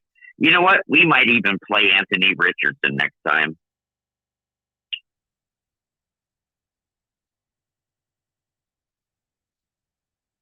David Greenshield said I'm the man. I don't know why. Oh, yeah. While I was trying to dial you 240 times, I was telling them T-Mobile was contacting me, asking me why I keep dialing that number, you know? I had the police knocking on my door saying this is harassment, stop it, you know? You can't call someone 240 times in a row. I would like to know how many people are calling, because I can only tell that there are 3. I can only tell that there are 3. There are only 3 open spots, so they're always full. So I know that there's at least 3, but there could be 50, and I have no idea. I was at a court hearing with my ex-wife once, and she whipped out this thing of all our phone calls, and there was like 700 calls from me in a row. That was embarrassing, man.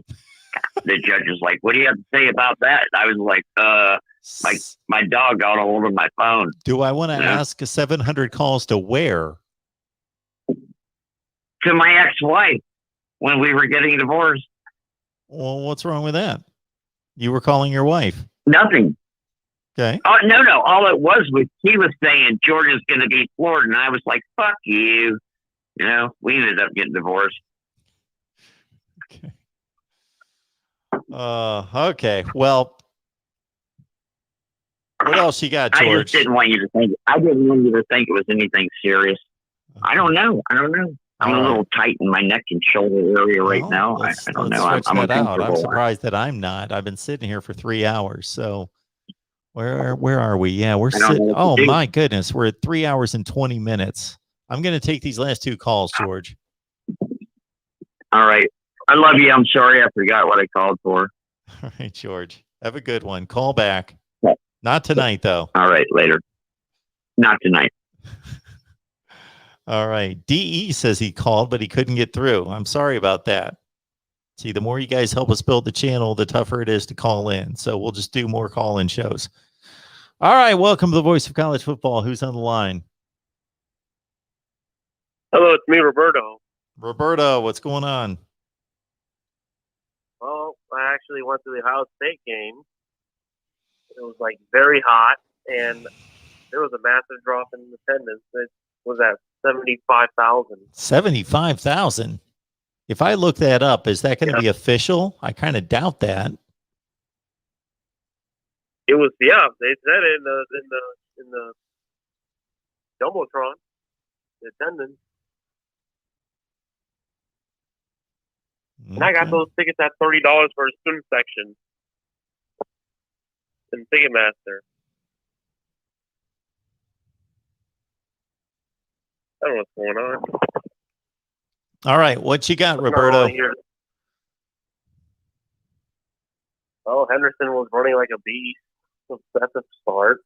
He was like breaking. Well, he was making good cuts, and just you thought he was gonna get tripped from behind, and no, he burst it all the way for a touchdown. He said so. He had 270, right? I thought he could have had like near 300 because he got one big run called back for his stupid face mask on a stiff arm.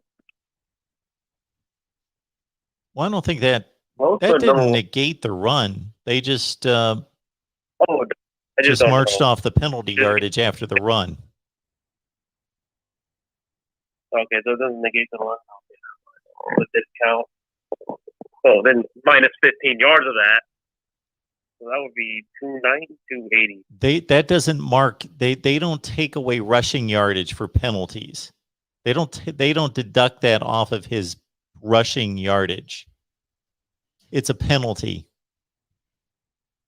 Oh, so it's like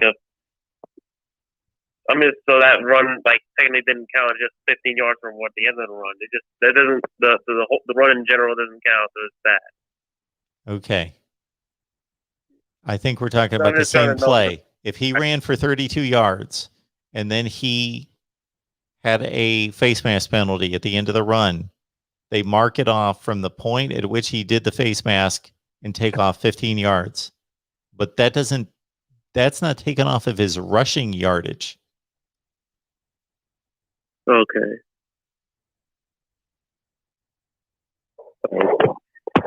Well, I also have an answer for the Penn State caller about what they're missing to become that elite status.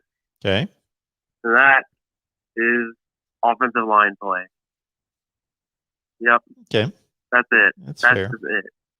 Offensive line play. Like 2015, 10 sacks. They had, I don't know, a 6-6 season. Oh, 10 sacks at the start versus their rival Temple. They go on to struggle that season. Christian Haverton had a great year.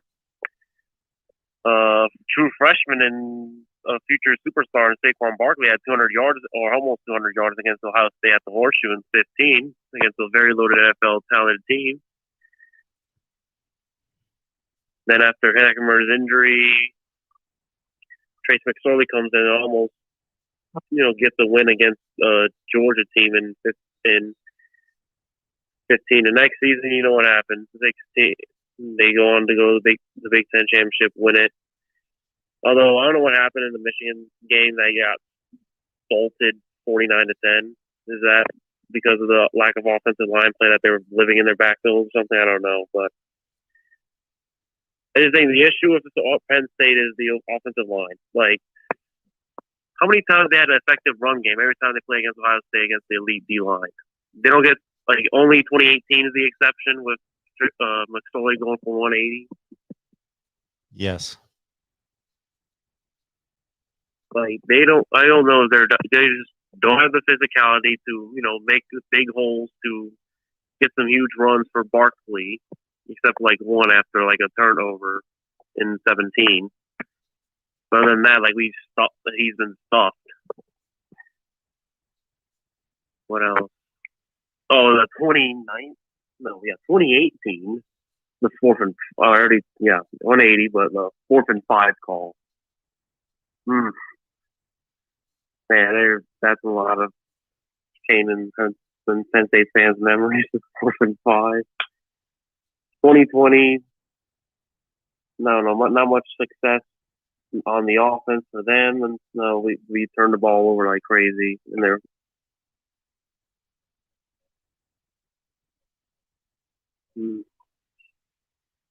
so I don't know what to say. I was just waiting for his answer. After I guess waiting for 30 minutes, it takes the energy off to answer the question. But yeah, I don't understand. They have everything right. They have a good running. They get good running backs in Ford and Kane. They have a very solid quarterback in Clifford. He just needs to mature up. Not like I guess like last year, run like 10 times and a half, trying to establish him as a runner. So, and they have like the talented receivers. They have the talented secondary and linebacker corps, and a loaded and a very good recruited D line. It just comes down to the offensive line having to make pushes for runs or protection of the quarterback. And like that's the final step to become an elite team, because like every year, they always have Ohio State's number. They're not that far off from Ohio State. I respect a lot about Penn State. They're coached well. They're coached well. They bring in excellent recruiting. They have a very tough environment in Happy Valley, as we all saw in the whiteout against Auburn. And I've watched like whiteouts in 14 took us to double overtime, 16 the upset and the block kick, 18 12-point comeback, and 2020 after the first half and second half they come out firing with throwing dots to dots and touchdown after touchdown until we had pretty much established control of the game at the end. Penn State ain't far behind. Okay, Roberto. What's the point of the call here? Where are we? Oh, big. I don't know, I'm the mixed bag, but Big Ten football's playing great this year. That's all I want to say. Yeah, it's been great to watch. I'm enjoying this college football season because I don't know where it's going. All I know is that Alabama and I believe Georgia are extremely good. But the other leagues, I don't know who's necessarily going to come out on top. A lot of growing pains this year. I don't know. Is it going to be nearly to 2? I don't know. I don't know how 2000 can be. I don't know how 2007 could be redone. So that would include like some crazy FC. I mean, there was already FCS upset, but not like Appalachian State level of upset. And then like group of five is getting like unranked, somehow ending up in the top 5. That's just the most chaotic season we're ever going to see in our life. All right, Roberto. Also, one more thing. Well, thanks for the call. Is home games better than just neutral sites in the South for the SEC against non-conference Power 5 non-conferences? Are home games better than neutral site games? Oh, sorry. Like home like trip type of games. Yeah. I had that topic talked earlier about. I think that college football games should be played on campus. Not that there shouldn't be any neutral site games, but that they should be generally played on campus. Is that what you're asking? And experience all the rough environments of that on the road campus. Absolutely. All right, Roberto. Thank you so much for the call. You have a good night. Welcome. Call back soon. All right. All right. Here we go. Welcome to the Voice of College Football. You are it for the night. What's going on? Hey, Mark Rogers. Yeah. Hey, my name is Leandre. I'm Dre Day that comments on your. First off, I have 4 questions. Well, I want to make sure before you say anything, I want to make sure I got your name right. Who is this? Leandre. Leandre? Leandre. Yeah. Well, thanks for calling. On your videos. Yeah. So I wanted to ask you. So I have 4 questions. Okay. First off, who do you think is a better quarterback between Keaton and Jackson Dart? Keaton Slovis? Because Jackson Dart, yes. And Jackson Dart, he looks like he has the it factor. Well, I have no idea. I'm sorry. Jackson Dart played his first football today, and I did not see one play of that game. So I have no idea how good Jackson Dart is. I've seen Keaton Slovis play quite a bit, but I can't evaluate somebody I've never seen play. So I record all games because I love college football. Okay. Like I literally dedicate Saturday to college football. And Keaton, it's his third year. You would think at times he would be able to feel the pressure, especially since he was learning from Kurt Warner. You would think if he was to learn from a great NFL quarterback in the NFL, that he would learn in the pocket of what the feeling is. But he allowed too many sacks, whereas Jackson Dart, this guy was running as soon as the pressure was there, and he was able to avoid. But also, I was going to, so from there, you would have to see the tape, of course, and what you can see. And I would definitely love to call back again, to hear your opinion, of course, or watch your videos, because I watch your videos. You do a good job on YouTube, and I thank you for being somebody who talks about college football and you understand it. But next, this is a bold prediction. I think there's two teams in the Big Ten in the East Division who are battling for the top. From the weeks of watching Ohio State and these teams, I think it's between Penn State and Michigan State. Okay. Because Michigan State played Miami great today. I watched that game, and I understand Miami is, their fan base is not really excited about Manny Diaz, but Michigan State went on the road and they did their job. They ran the ball and they were able to pass the ball. They have athletes, and it's just okay, that's respect. But I think it's between those teams, and then in the other division, it's between Wisconsin, Northwestern, and stuff like that. But then after that, I wanted to ask you is who do you think is going to be in the playoffs? Because Oklahoma was predicted to be as one of the best. Same with Spencer Rattler. He is predicted to be in the Heisman race, but you see off of these past few weeks, they're struggling. And they can be great, but they're not perfect. And so I think they need to mold into who they're going to be. But I wanted to hear your opinion, from what you saw, what do you think?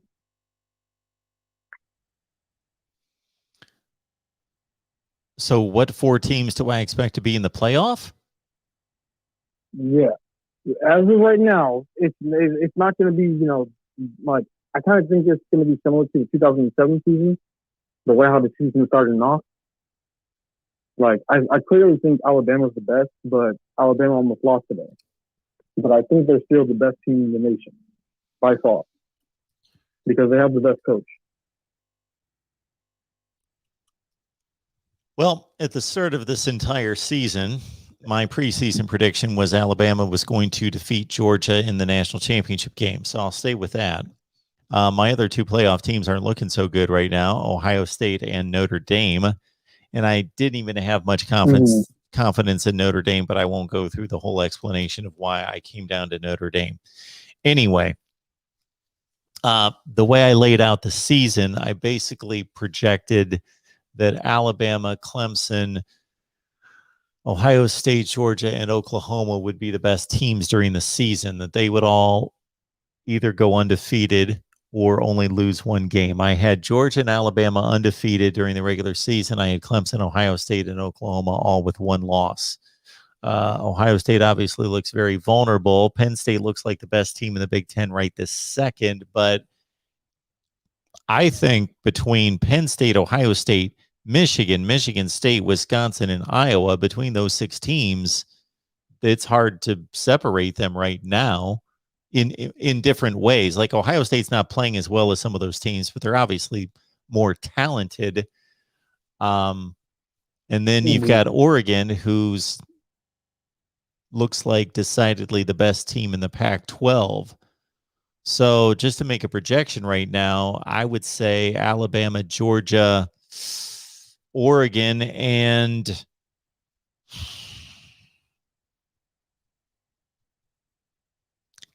I don't know who's going to make it out of the Big Ten. I think Penn State's playing the best football. So if we're going to combine who's playing the best football with the best talent, it looks like Penn State, but Ohio State still has the best team on paper. I'll be intrigued to see Wisconsin play another good team when they play Notre Dame next week. I don't know that Iowa can keep up this scoring fest that they're having defensively. But if somebody held a gun to my head, I'm going Alabama, Georgia, Oregon, and Penn State. I can agree with that. I'm an Oregon and USC fan. I actually grew up off of Joey Harrington and Reggie Bush and them. Yeah. And then I got to see Keenan Howry, who was a receiver for Joey Harrington. My first game of seeing college football was 2003 against Oregon versus Washington. And Keenan Howry had a kickoff return, turned back for 6, and it was just like, I'd never been in a stadium that loud. And it was the most amazing experience I could ever experience. But I think Mario Cristobal is doing a great job at Oregon. And, you know, like, it bugs me because, like, I'm a part of a UFC football group on Facebook, and man, these fans try to talk so much shit, but it bugs me because it's like you have to pay respect to people who are good at their job. You can't just sit there and be like, "Oh, they're trash." No, you can't say that. Like, if they're good and they're winning and they're consistently winning, that's a good school. Like, they're proving their pedigree. They're showing that they should be respected. And that last win last weekend was a good win. They dominated that whole game against Ohio State. Like, even though CJ Stroud threw for almost 400 yards or something, or like, he had a good game, but that was until the second half. Like, Oregon was dominating the whole game. And I agree with you. I think Notre Dame still could be a team to get there, but I don't think their quarterback that was a transfer from Wisconsin, I don't think he's the guy. Like, he might be, but that backup came in and played, they were 50-50. But, and then, the last question I wanted to ask you was, so how are you going to have arguably the number one defensive end or defensive player in this year's recruiting class not play a lot at USC?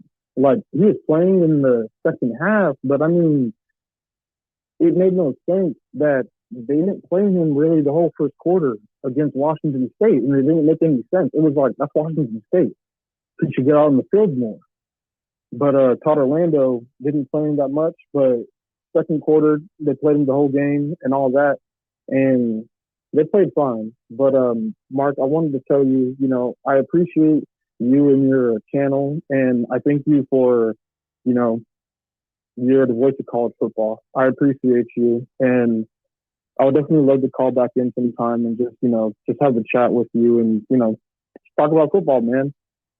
Well, that's very nice of you to say. I appreciate that. And I'm sorry that I can't necessarily give you my best right now. I've been at it since about 10 o'clock this morning, so we are wrapping up for the night. But I appreciate the call, and please call back another time.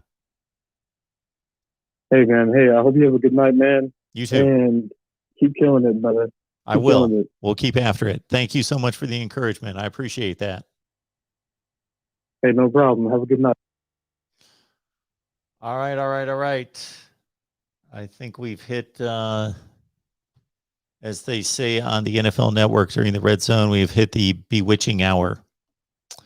Or maybe it's the witching hour. All right, everyone. My top 25 that actually makes sense will be out, and I'm sure will gain much attention, which thank you to all of you for that. And we will get that out sometime tomorrow. I need to work on the top 25 that actually makes sense. And every time I get on these shows on a Saturday night, it just brings to light how many games I couldn't see.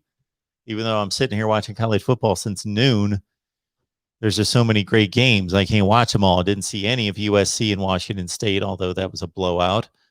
I didn't see a lot of Alabama, Florida. I didn't see any West Virginia, Virginia Tech. I basically tried to split my time at noon between Michigan State, Miami. I pretty much saw that entire game. Oklahoma, Nebraska, I was in and out.